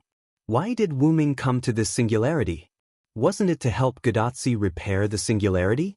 And why did Wu Ming go to the desert in the west to find the Sun King? Wasn't it to obtain the Holy Grail? And the Holy Grail was to give it to Guotzi so that they could repair the singularity. By the way, it could also stop Artoria's stubborn thoughts. When the singularity was repaired, even the gods would not be able to affect this place.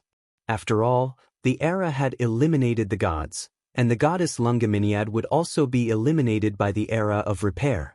Although Artoria's change also attracted a lot of Wu Ming's attention, Wu Ming was not a person who put the cart before the horse. His primary goal was still to help Guotzi repair the singularity. And now that he had coincidentally found Guotzi, Wu Ming would definitely act together with her. And looking at the direction where Guotzi and the others were heading, it seemed that they had just walked out of the desert, so Wu Ming was not sure if they were going to return to the desert. Therefore, Wu Ming now needed a helper. I need you to go to the desert and wait for orders to prepare for me to seize the Sun King's Holy Grail. Wu Ming's words made Tristan ponder. As the loser, he was not killed by the other party, so he would not be a knight if he did not return the Holy Grail. And the other party did not do anything against the Lion King, so it seemed that it was acceptable. Wu Ming's next words were the last straw that broke the camel's back. Don't forget, the Sun King is also the Lion King's enemy. If you can help me eliminate the Sun King, then you will have done something that cannot be ignored. I accept your proposal, Lord Villo.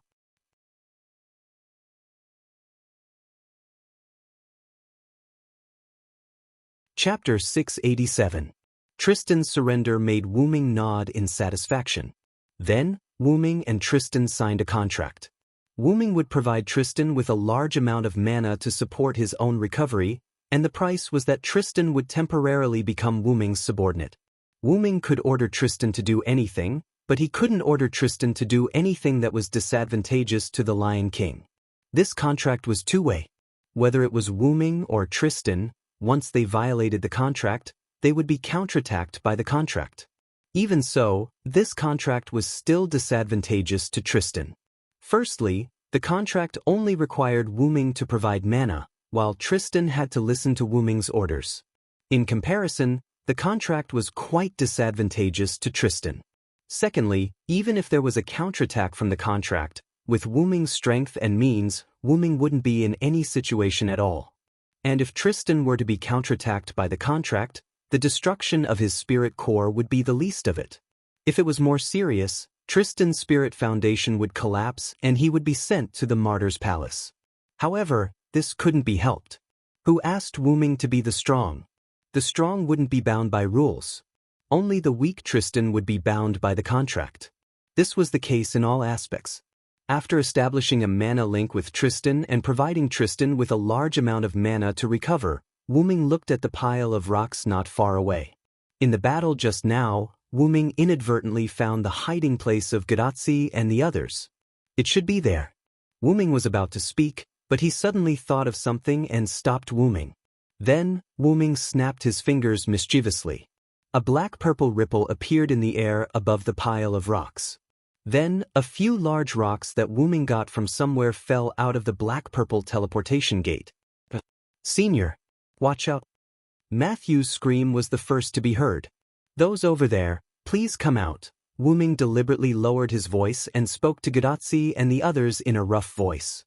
Although Tristan was puzzled as to why Wu Ming would change his voice to speak to the few hidden figures, he was still considered Wu Ming's subordinate after all. Therefore, he obediently shut his mouth and used the mana provided by Wu Ming to repair his body. Although Guotzi's group had hidden themselves well in the beginning, Due to Tristan constantly changing positions during his fight with Wu Ming, Tristan had long since discovered Gadatsi's group. But at that time, Tristan had to deal with Wu Ming first, so he didn't care about them. On Gadatsi's side, Matthew protected Gadatsi and Da Vinci with his shield. The surroundings were filled with scattered rocks that smashed onto Matthew's shield. Matthew put down his shield and looked at Gadatsi uneasily. "What should we do, Senior? The other party seems to have discovered us." Because Wu Ming had added magic power to his words, Wu Ming's words sounded like he was whispering into the ears of Gadatsi and the other two. Because of this, whether it was Matthew or Gadatsi, they had already discovered that the other party's voice was not Wu Ming's. "Dear Da Vinci, what should we do now?" Gadatsi looked at Da Vinci in a panic. The reason why Gadatsi asked this was because Da Vinci did not show the slightest panic. "Since the other party has discovered us, then let's go out." Da Vinci smiled lightly. After all, what else could they do other than go out? They didn't have any way to leave in an instant, so they could only go out and face the difficulties. Therefore, Gadatsi, Matthew, and Da Vinci walked out from the pile of rocks. The three of them approached Wu Ming and Tristan, then Gadatsi spoke first. I'm sorry, we didn't mean to hide. You don't have to explain." But he suddenly interrupted Gadatsi. Then, Wu Ming looked at Tristan, who had recovered and was able to stand up. "Go to the desert and wait for orders. If possible, find a place to completely recover your spirit base." At this moment, Wu Ming's voice was still rough. "Yes, Sir Villo." Tristan responded and walked towards the west. Since the deal had been made, Tristan would obediently abide by it. After all, this was a knight. Tristan looked at Gadatsi and the other two vaguely. He had more or less guessed the other party's identity. However, he did not have the chance to return to the Holy City for the time being, so he could not report this news. However, Tristan did not think that a mere human master could affect the Lion King, so there was no need to be too concerned. Shaking his head, Tristan sped up and headed towards the desert area in the west. Gadatsi and Matthew watched the cold-looking knight leave. That knight with the strange bow should be Tristan. Suddenly, Da Vinci spoke. "Da Vinci, what are you doing?" Gadatsi looked at Da Vinci in panic. Matthew also moved his shield and prepared for battle. At this moment, Gadatsi and Matthew were extremely nervous. Past experience told Gadatsi and Matthew that if the conversation was not careful, it would definitely turn into a battle. And they did not seem to be able to defeat the knight in front of them. Listening to the other party's voice, the other party was not the person they knew. Even if the other party was related to the person they knew, they would have to talk slowly. However, Da Vinci spoke as if they were familiar with each other. How could this not make Gadatsi and Matthew worried? You two don't have to worry. Didn't you see that the other party didn't do anything?" Da Vinci pointed at Wu Ming indifferently.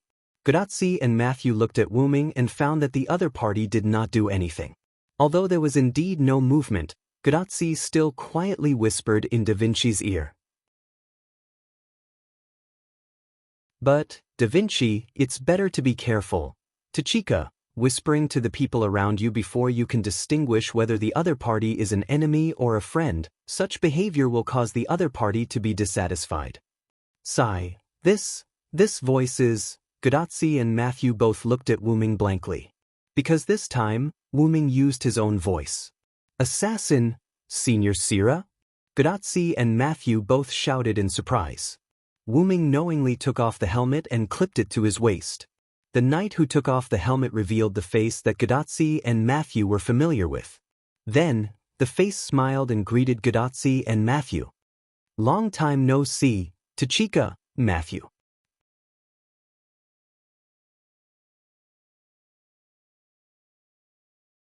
Chapter 688. Gadatsi excitedly ran towards Wu Ming. Matthew, who was worried, wanted to follow her but was stopped by Da Vinci. Matthew looked at Da Vinci in confusion, but Da Vinci just smiled and shook his head at Matthew. Although Matthew still wanted to accompany Gadatsi had already run to Wu Ming's side. Gadatsi suddenly pounced into Wu Ming's arms. The moment before Gadatsi pounced in, Wu Ming turned his helmet into magic power and threw the meteor silver. The golden ripples instantly engulfed it.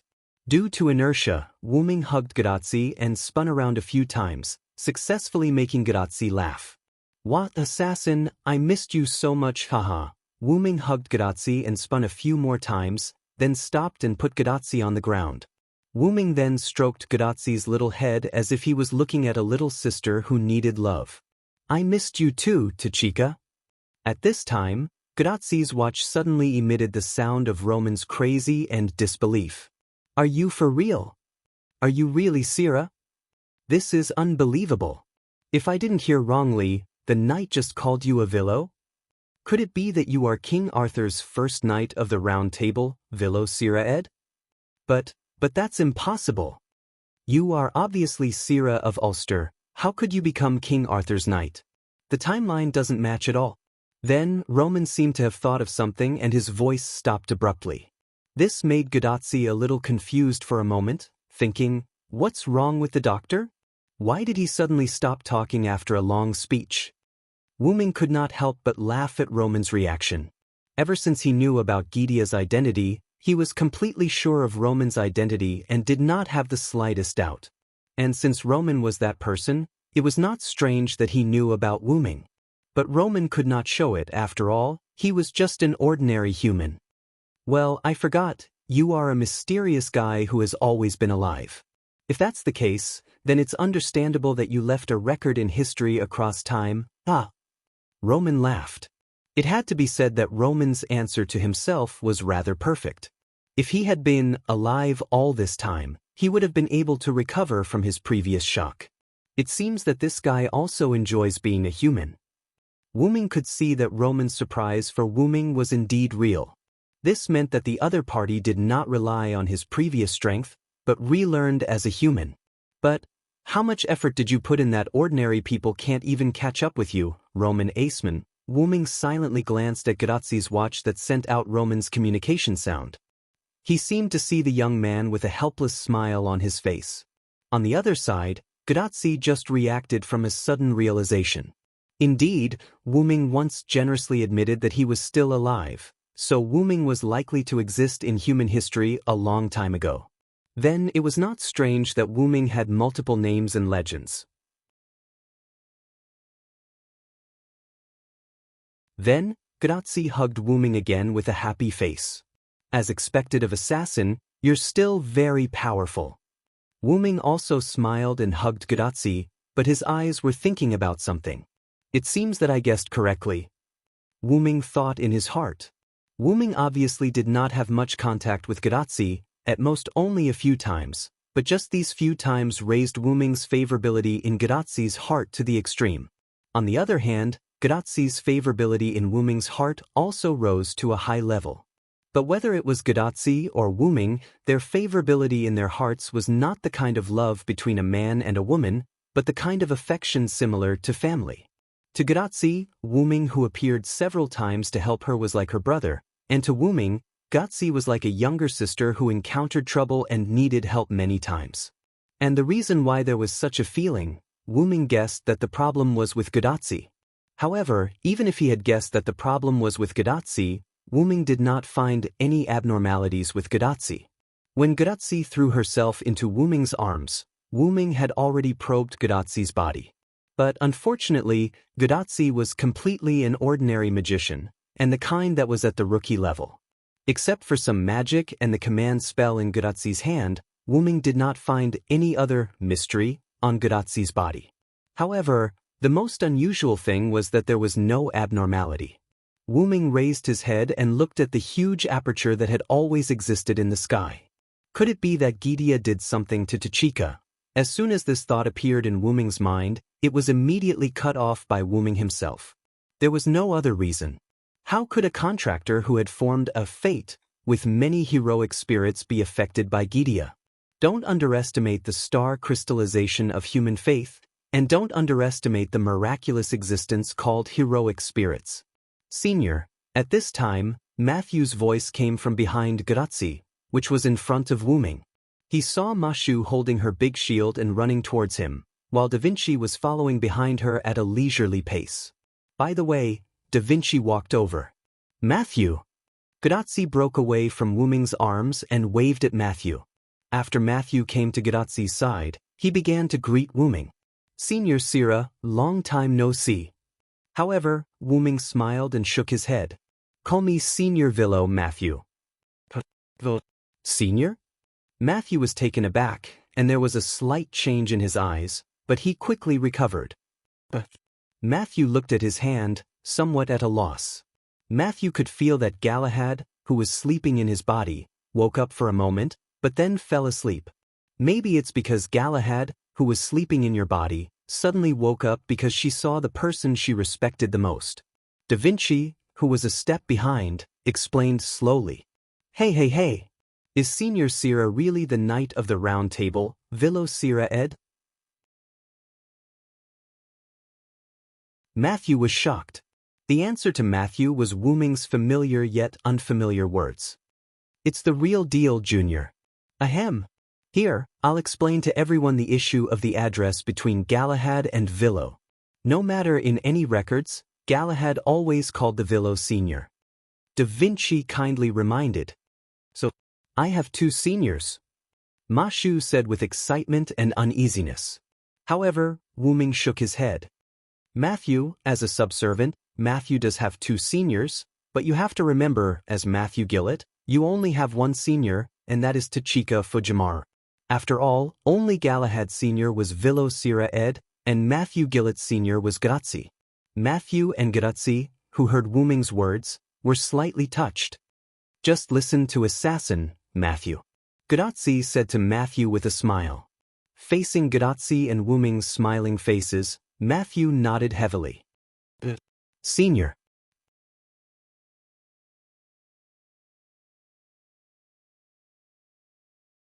Chapter 689. Then, the genius Da Vinci, who didn't know how to break the atmosphere, personally broke the beautiful atmosphere. All right, it's about time to talk about the Villo. First of all, why did the Villo pretend that he didn't recognize us? Da Vinci's words made Roman, who had been listening through Gadotsi's watch communicator, react. "Yeah, I would have forgotten if Da Vinci didn't mention it. Why did you change your voice and pretend that you didn't recognize us?" Although Roman was good at judging the situation, since Da Vinci had broken the atmosphere, he had nothing to worry about. That's right. I really thought that it was going to turn into a battle again." "Phew," Gadotsi said doubtfully and finally let out a sigh of relief. "Also, the falling rocks were done by Senior Villo, right? Then why did Senior Villo do that?" Matthew also looked at Wu Ming doubtfully. "Actually, I had my reasons for doing that." Wu Ming coughed without changing his expression and then became serious. "Could it be that you wanted to hide your relationship with Chaldea in front of the knight?" Roman assisted Wu Ming by forcefully explaining. "Yes, that's right, that's it." Wu Ming immediately nodded and admitted without hesitation. "Thinking about it carefully, Assassin did recognize us after the knight left and used her real voice to talk to us." Gadotsi also pondered and said, That's right. After all, if I directly used my own voice, Tachika would definitely recognize me. Moreover, the falling rocks were to prevent Tristan from suspecting you. That's why I did that." Wu Ming immediately took advantage of the situation and started to talk nonsense. After all, he couldn't possibly say that he was just being impulsive. Other than Da Vinci, who looked at Wu Ming with a smile, whether it was Matthew, Gadotsi, or Roman, who wasn't here and only understood the situation through the conversation, they all believed Wu Ming's words. Wu Ming hurriedly tried to muddle through, so he quickly diverted everyone's attention.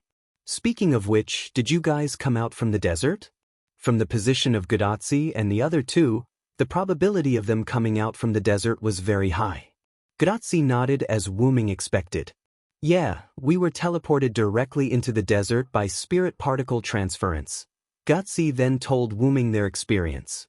First, they entered the desert, causing the desert's enchantment to cut off the connection between Gadotsi and Chaldea. After that, Gadotsi and the others encountered the desert's divine beast, Sphinx. After defeating the Sphinx, Gadotsi and the other two naturally had to explore. After all, they couldn't contact Chaldea at that time, so they couldn't just sit back and wait for death. Fortunately, Da Vinci followed them. After searching through Da Vinci's equipment, the three found a water source and the city. On the way to the city, the three encountered a large group of Sphinx. However, these Sphinx didn't give Gadazi and the others a headache because a group of men in black repelled the Sphinx group.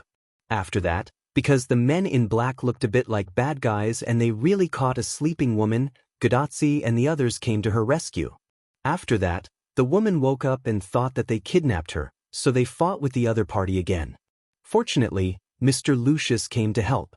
Otherwise, we wouldn't be able to go. Matthew gasped for breath. Lucius?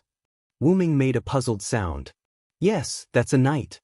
He happened to pass by when we were misunderstood by Miss Nittacles and saw the truth, so he came out to help us clarify the misunderstanding. Matthew nodded. So where is he now? Wu Ming wanted to meet this knight named Lucius. He always felt that he was also a key clue. Mr. Lucius left after he helped us. We don't know where he went either. Matthew's words disappointed Wu Ming a little. By the way, Nittacles is a pharaoh's follower. After we cleared up the misunderstanding, she brought us to the shrine in the desert. Gadazi immediately changed the topic. Temple? Did you see the Sun King? Hearing Gadazi say that they went to the temple in the desert, Wu Ming put his attention to Lucius aside. Yes, Nittacles is not the owner of this desert, so after we passed Nittacles' test, she took us to the temple to meet the owner of this desert. It should be the Sun King you mentioned. Gadazi answered Wu Ming. Wu Ming was not surprised that Nittacles was not the owner of this desert. If she was the owner of this desert, she would not have been taken away in her sleep. Then, can you tell me who the other party is? Wu Ming looked at Gadazi and the others seriously. Of course, assassin, you're being too polite. Gadazi looked at Wu Ming with some resentment. Sorry. Wu Ming immediately patted Gadazi's head and apologized. The head patting was still very effective on Gadazi. At this time, Da Vinci answered Wu Ming's question. The other party is Ramses II. It's actually Ramses II, Wu Ming said with some surprise. There was no other reason but because Ramses II was a little too powerful. The king, Pharaoh, who ruled the area of Egypt from the 13th to the 14th century BC was both the son of the sun god and its incarnation. Moreover, Ramses II also built many buildings and even classified the previous buildings as his own. In fact, it made sense when he thought about it this way. Because Ramses II had a large number of buildings under his name, these buildings were sublimated into relics and created a large area of desert similar to an inherent barrier. Unfortunately, we did not find a second city in the desert. This desert was summoned together with Ramses II, not his temple. Da Vinci seemed to have seen through Wu Ming's thoughts and directly shattered Wu Ming's fantasy. Wu Ming was a little overwhelmed. I'm just kidding. In fact, Ramses II moved all the temples together, so you can't see other temples in other parts of the desert. Wu Ming narrowed his eyes and stared at Da Vinci. At this moment, Wu Ming felt that this guy was more mischievous than himself. In short, we saw Ramses II and learned that Ramses II has the Holy Grail in his hands. The most surprising thing is, according to Ramses II, he seems to know what happened to us at the previous 5 singularities, Gadazi said with some surprise.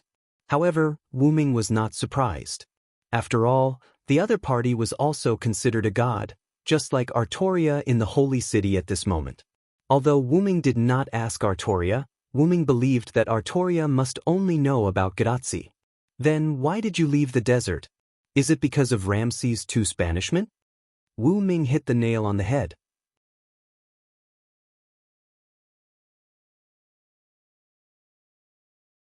Chapter 690. After all, Gadazi and the other 2 also needed the Holy Grail. In that case, to Ramses II, Gadazi and the others were enemies. However, Wu Ming did not believe that the other party only expelled Gadazi and the others. There must be other reasons. That was why Wu Ming asked. Ramses II only let Nittacles punish us. In fact, it was just a fight. Because we won, Ramses II did not make things difficult for us anymore. He even told us a lot of information. From this point of view, Ramses II's character was not bad. The content of the information was as Wu Ming expected.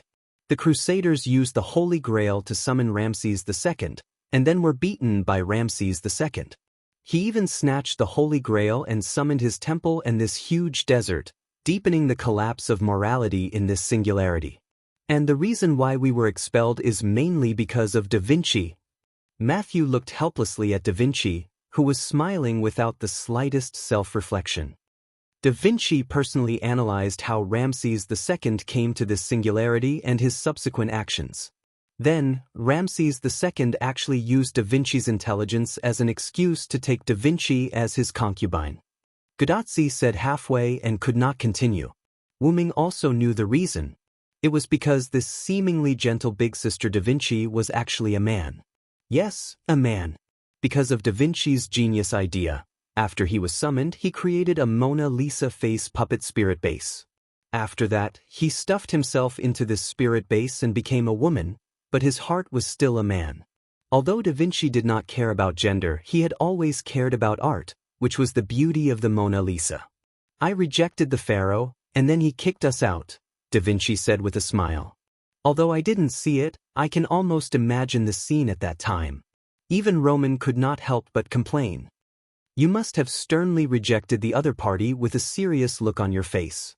This was the only way to show Da Vinci's vile taste. Isn't that obvious? Mona Lisa is art. Art doesn't get married. But because of that, the other party shamelessly offered the Lion King in the Holy City in the East, Da Vinci said with a smile. This could be considered a blessing in disguise. According to Ramses II, the Lion King is the main culprit behind the accelerated collapse of human nature, Gadazzi said. As expected, Lily's actions also accelerated the collapse of the singularity. Wu Ming thought to himself after hearing Da Vinci's words. So, we decided to meet the Lion King first. Moreover, meeting the Lion King was not only because the other party was also one of the culprits who caused the accelerated collapse of human reason, but also because of Matthew. I'm sorry, Senior. It's all my fault. Matthew apologized to Gadazzi. She had always had a special feeling about the Lion King in the East, so Matthew suggested that they go and take a look. However, this seemingly selfish behavior made Matthew feel deeply uneasy. It's okay, Matthew. After all, I also want to meet the Lion King. Gadazzi didn't think that Matthew was wrong, and Gadazzi also had the intention of going to the Holy City to take a look. Matthew, you want to go to the Holy City to see the Lion King because of Galahad, right? Wu Ming asked. Yes, Mr. Villo, because according to Mr. Ramses II and Miss Nittacles, I learned that the knights under the Lion King seem to be knights of the Round Table, Matthew explained. The Lion King who can take in the knights of the Round Table, is his real identity King Arthur? This made Matthew, who knew that the servant attached to him was Galahad, a little concerned. Your guess is right. The Lion King is King Arthur. I just came out of the Holy City and saw him. Wu Ming's words not only made Matthew sigh, but even Gadazzi, Da Vinci, and even Roman, who had not spoken and only listened, also sighed. The reason why Roman didn't speak was that he didn't know much about the situation before Gadazzi and the others left the desert, so he chose to listen. However, the Lion King used the Holy Spear, his body was developed, and the Holy Spear eroded the deified King Arthur. This made Matthew stunned. In other words, the other party is also a deity. Really, why do we always meet deity-level servants? Roman, who finally spoke, let out a sigh. Do you know about the recent saint selection held in the Holy City? Wu Ming thought for a moment and looked at the three. Saint selection? It seemed that they didn't know about it. Wu Ming nodded, then told the three of them what he knew about the saint selection, including the Lion King summoning almost all the knights of the Round Table, making the knights choose to kill each other, and using the Holy Spear to store pure humans to preserve human specimens, and the knights of the Round Table slaughtering humans who were not chosen. In short, Wu Ming told Gadazzi and the others all the information he could. This plan is too crazy. Isn't that abandoning almost all humans? Roman was the first to exclaim. The refugees just now were the saint selectors who were almost killed at the Holy City Gate, and the knight who chased the refugees was Tristan. It really is Tristan. Until now, when Wu Ming said it himself, Gadazi and the others were completely sure that the knight with the bow was Tristan. Just like what Sira said, the other party is already a goddess, no longer a human. Da Vinci also let out a sigh. The reason why no one raised any doubts about King Arthur being a woman was because they already knew that King Arthur was a woman when they were at the Winterwood City Singularity, so they didn't have any doubts. So, Tachika, Matthew, do you still want to go to the Holy City? Roman's solemn voice came from Gadazi's wrist. Da Vinci and Wu Ming also looked at the two of them. Gadazi and Matthew looked at each other, then nodded at the same time. Of course we have to go. Since King Arthur has changed, we have to defeat her, Gadazi said with great emotion. Mr. Galahad entrusted his power to me, so I will also shoulder the responsibility of being King Arthur's subject. I must stop King Arthur. As the successor of the Round Table Galahad's power, Matthew also made a choice. She stood on the opposite side of the king. Wu Ming also believed that if Galahad came in person, he would definitely make the same choice as Matthew. Since that's the case, let me accompany you back there.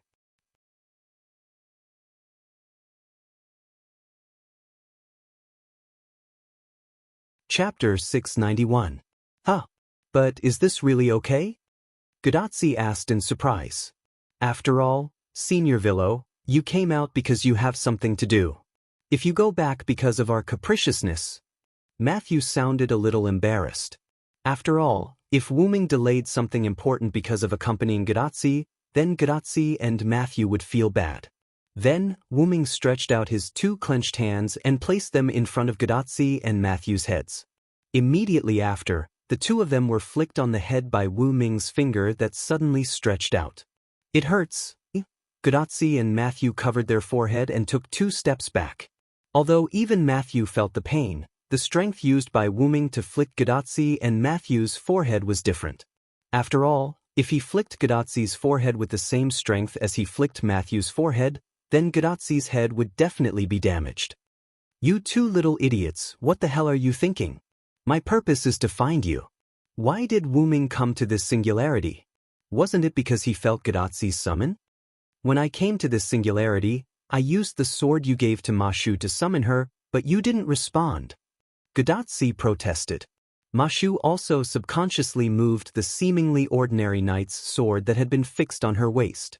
Because she was a shielder, she had basically never used it before. Although this knight sword looked ordinary, Wu Ming had used a special method to fuse the Holy Grail's blade of salvation with this knight sword. Thus, as long as he poured mana into it, the blade of salvation would appear. From the information that Gadazi now knew, Wu Ming was likely to have been summoned by the Lion King at this singularity, so he didn't respond to her summon. When you summoned me, I was busy in another world. I just came to this singularity a few days ago.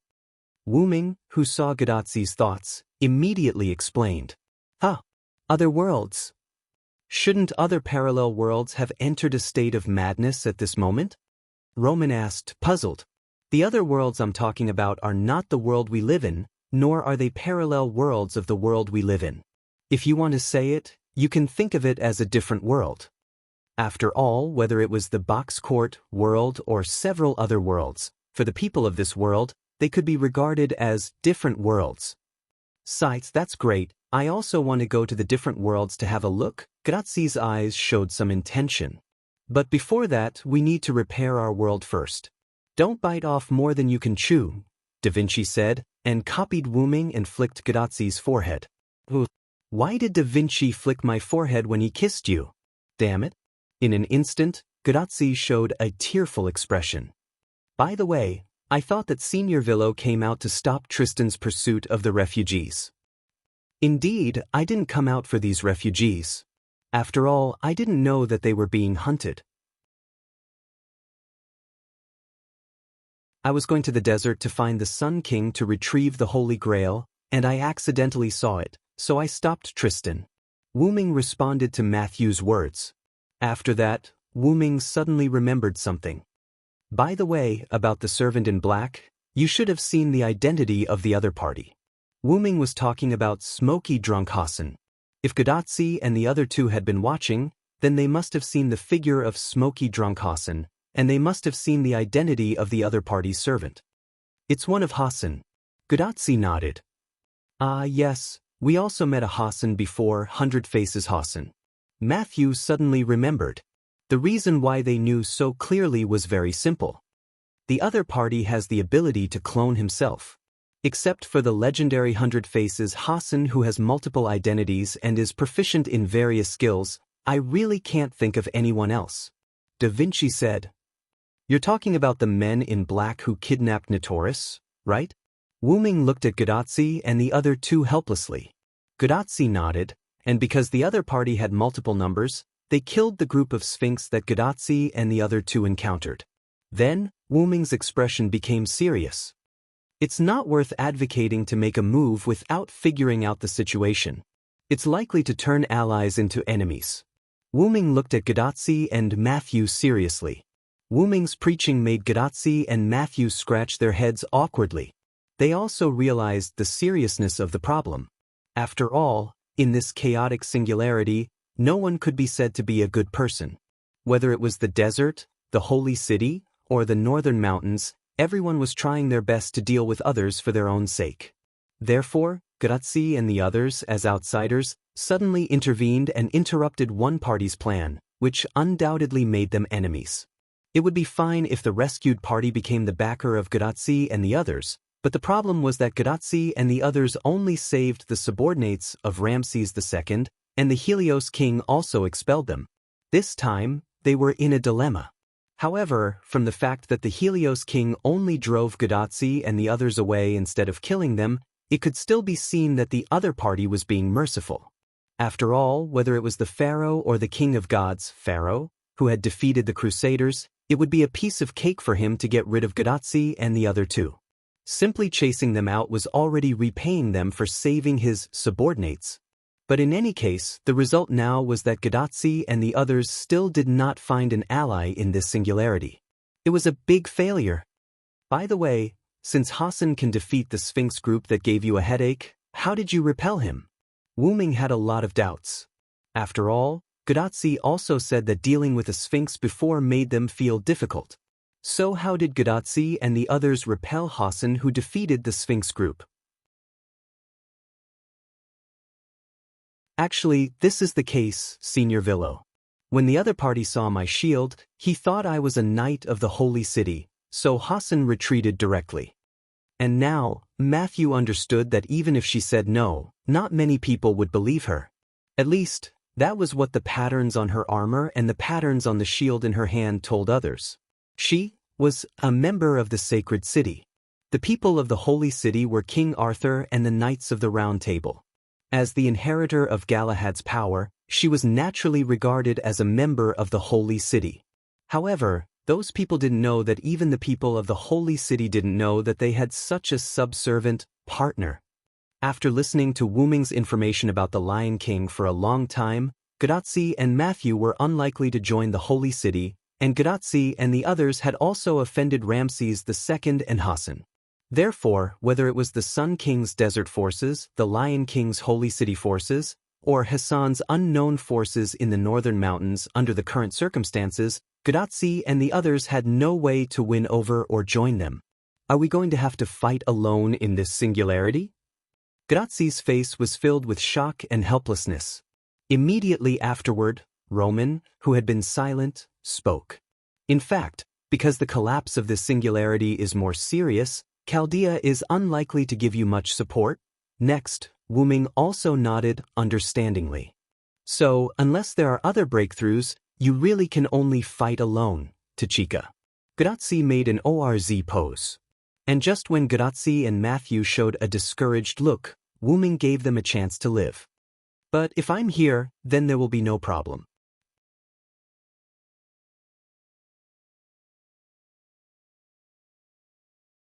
Chapter 692. Well, you're right. Assassin is super powerful. As long as Assassin is here, everything will be fine. Gadotsi nodded excitedly.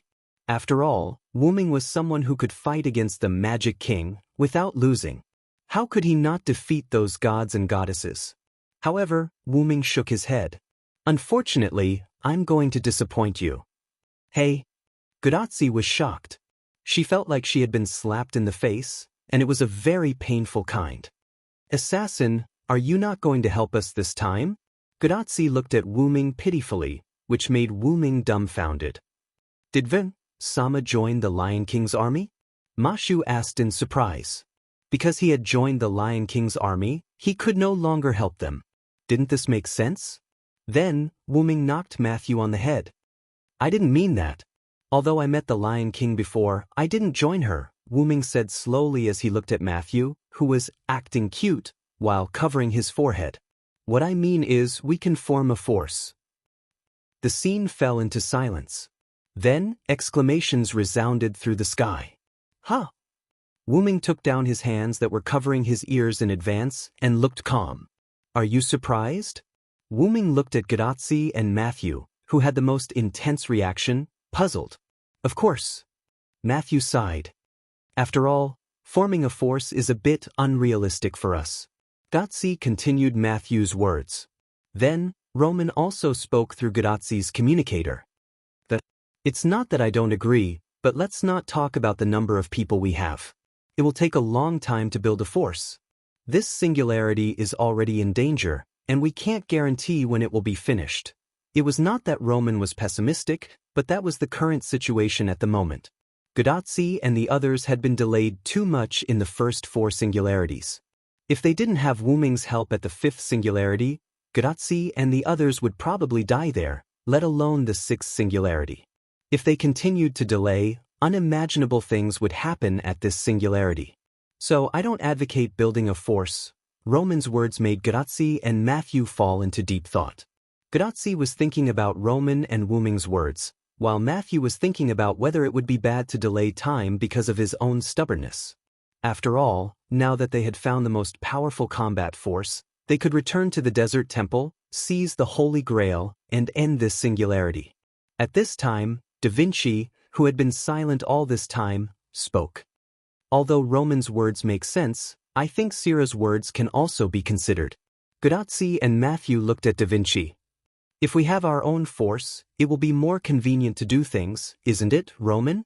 But Roman wanted to refute, but Da Vinci interrupted him. If we don't go to the holy city, it will inevitably become a knot in Matthew's heart. I think you don't want to see Matthew lose something in his heart, Roman. Roman was silent. Gudatsi and Wu Ming might not know, but as an old employee of Chaldea, Da Vinci was very clear. Matthew could be said to be Roman's daughter in another way, because Matthew grew up with Matthew's attending physician, Roman. Okay. Roman sighed and compromised. But we are completely understaffed. We can't just rely on the 4 of you to form a force. Roman's tone was full of melancholy. Regarding this problem, I think Sira should have a countermeasure. Da Vinci looked at Wu Ming with a smile. Wu Ming nodded as a matter of course.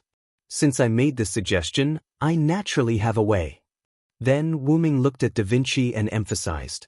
For this body, call me Villo.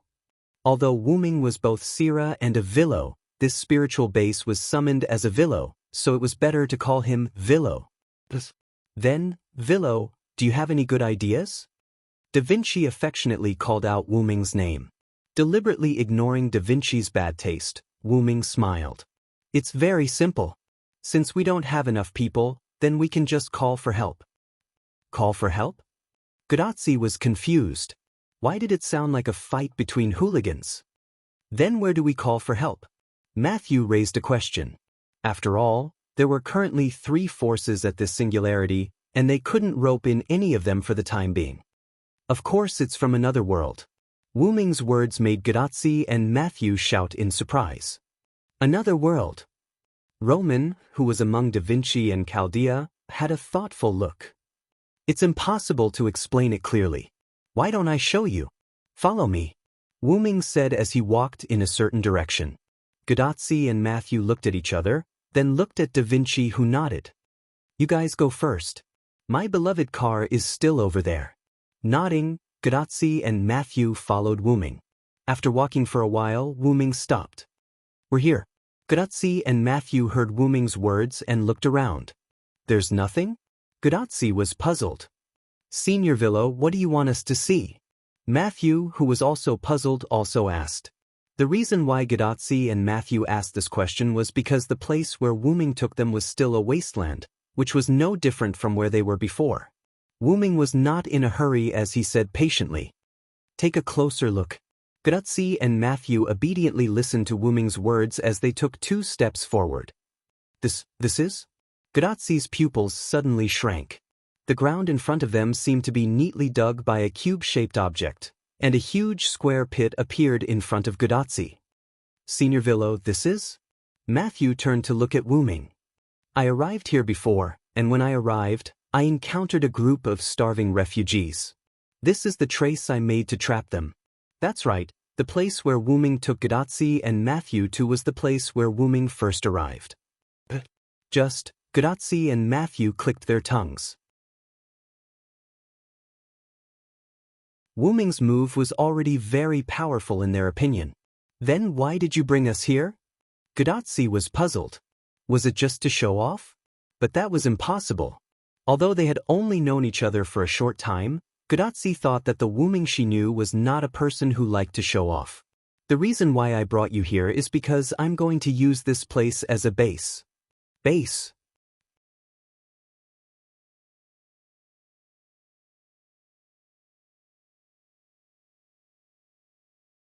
Chapter 693. Yes, it's a base. After all, if you want to establish your own force, how can you do it without a base? Ramses II had the Great Shrine. Artoria also had the new holy city, and even the Hassans in the north had intricate mountains as cover. Therefore, establishing a base was a very important thing for a force. Although I don't think we'll be able to use it. Wu Ming muttered. Assassin, what did you say? I didn't hear you clearly? Gadazi heard Wu Ming's muttering and asked curiously. It's okay, by the way, where did Da Vinci go? Wu Ming quickly changed the topic. Da Vinci went to find the car she made, Gadazi replied. Made the car? This made Wu Ming confused. Could Da Vinci still make the car in this situation? Immediately, Matthew explained. Yes, Senior Villo, we got a lot of materials from the shrine in the desert, including some wood, and Da Vinci used the wood to make 2 working wooden cars. They left the desert in Da Vinci's car. After leaving the desert, Da Vinci noticed that there was a situation ahead, so he temporarily hid the car and walked with Gadazi and Matthew to check the situation. So when Wu Ming saw Gadazi and the other 2, there was no car around them. However, Wu Ming didn't know what to say about Da Vinci, making a car with only wood. He could only say that Da Vinci was worthy of being called a genius. Don't worry about Da Vinci, assassin. How are you going to call helpers from the other world? Is it in the form of heroic spirit summoning? Gadazi showed a strong desire for knowledge. Almost. Wu Ming nodded. Wu Ming was preparing to summon the helpers he needed in the form of a servant. Then, Wu Ming walked in front of Gadazi and Matthew. Both of you step back. I'm going to start the summoning ritual. Seeing how serious Wu Ming was, Gadazi and Matthew couldn't help but gulp and step back. Wu Ming took a deep breath and exhaled. Buzz. With a humming sound, several golden ripples spread out around Wu Ming. Along with the appearance of the golden ripples, silver-white chains emerged from Wu Ming's golden ripples. These were all pseudo-heaven locks that Wu Ming had prepared to use as materials for the summoning array. With Wu Ming's current ability, it was a piece of cake for him to create a pseudo-heaven lock using advanced item creation. Whoosh! The chains swayed and made a clattering sound. One by one, the chains formed a variety of shapes above the pit in front of Wu Ming. There were arcs, right angles, straight lines, curves, all sorts of arcs, lines, and angles were pieced together by silence will as if they were building blocks. Gradually, countless pseudo-heaven locks connected one after another, forming a huge magic array. Finally, 2 pseudo-heaven locks extended from the magic array and came in front of Wu Ming. I hope it works, Wu Ming said, holding the 2 pseudo-heaven locks with both hands. Buzz. Immediately afterward, Wuming injected the magic power in his body into the two pseudo-heaven locks, and blue magic flames visible to the naked eye appeared on the two pseudo-heaven locks. And these two pseudo-heaven locks were connected to the magic array constructed by a large number of pseudo-heaven locks, so Wuming's magic power actually flowed into the magic array. Wuming continued to inject magic power, and the entire magic array composed of pseudo-heaven locks burned. The burning of the huge magic power caused the surrounding magic power to become restless. The atmosphere also became unstable, and it began to flow violently. In short, it produced some weak hurricanes in the surroundings. "Senior, please be careful," Matthew said solemnly, while coming in front of Gadotsi and blocking in front of her with his shield. Although Matthew also believed that Wuming would not harm them, as the follower of his senior, Gadotsi, Matthew also had to do a good job of protecting her. At the same time, Roman's voice suddenly came from the communicator on Gadotsi's wrist. What are you doing over there? Doctor? What's wrong?" Gadotsi raised her wrist to her chest and asked puzzledly. "Chaldea's instrument shows that there is a fiercely burning magic power source next to you, and its magic power is comparable to the magic power consumed by multiple first-class servants to release their noble phantoms. Zzz. It's still going up. Zzz." Before Roman finished speaking, the communication between Chaldea and Gadotsi was disconnected. "Hello? Hello? Doctor? Are you still there, Doctor?" Gadotsi shouted to her bracelet. "Senior, it may be that Villo's magic array temporarily disrupted the surrounding magic power, causing us to be unable to receive Chaldea's magic signal." Matthew held his shield in front of Gadotsi, looked back at Gadotsi and explained to Gadotsi. "Hey, is it that serious?" Gadotsi said and looked at Wuming, who was constantly instilling magic power into the magic array composed by the pseudo-heaven lock. What kind of existence was summoned with so much magic power? That thought appeared in Gadotsi's mind. Matthew was shocked by Wuming's current behavior, but the most important thing for her now was to protect her master, Senpai. However, one thing is certain, Senpai, we may have a very powerful helper this time. On Wuming's side, Wuming frowned and continued to instill magic power into the magic array. Wuming's main body's magic power was indeed boundless, and the magic power of Wuming's servant's body was much more than ordinary first-class servants. However, Wuming's servant's body was not his main body after all. There was a lot of magic power, but there would eventually be a limit to it. If the magic power of Wuming's servant's body was exhausted, then Wuming would comply with the rule that the servant has no magic power and cannot maintain the manifestation, and withdraw. Now, Wuming's huge magic power had been consumed by 2/3. Wuming decided that if half of the remaining 1/3 of magic power couldn't summon what Wuming wanted, then Wuming would give up. After all, Wuming himself had to leave a guaranteed amount of magic power. Then transfer it in one breath. Wuming gritted his teeth, divided the remaining 1/3 of magic power in his body into two parts, and extracted one part of the magic power and instilled it into the pseudo-heaven lock. Boom! The two pseudo-heavenly locks that Wuming was holding were broken. Because there was too much magic power poured in an instant, and these two pseudo-heaven locks were also fake. The quality was not as good as the real thing, so they were completely shattered and turned into pure magic power. However, it didn't matter even if these two transmission links were broken because the magic power that had been formed was still connected to the magic array. Even the magic power generated after the pseudo-heaven lock was absorbed and used as a burn for the magic array. And just when this huge amount of magic power was poured into the magic array finally lit up. You're tuning in to the Passion Pages YouTube channel.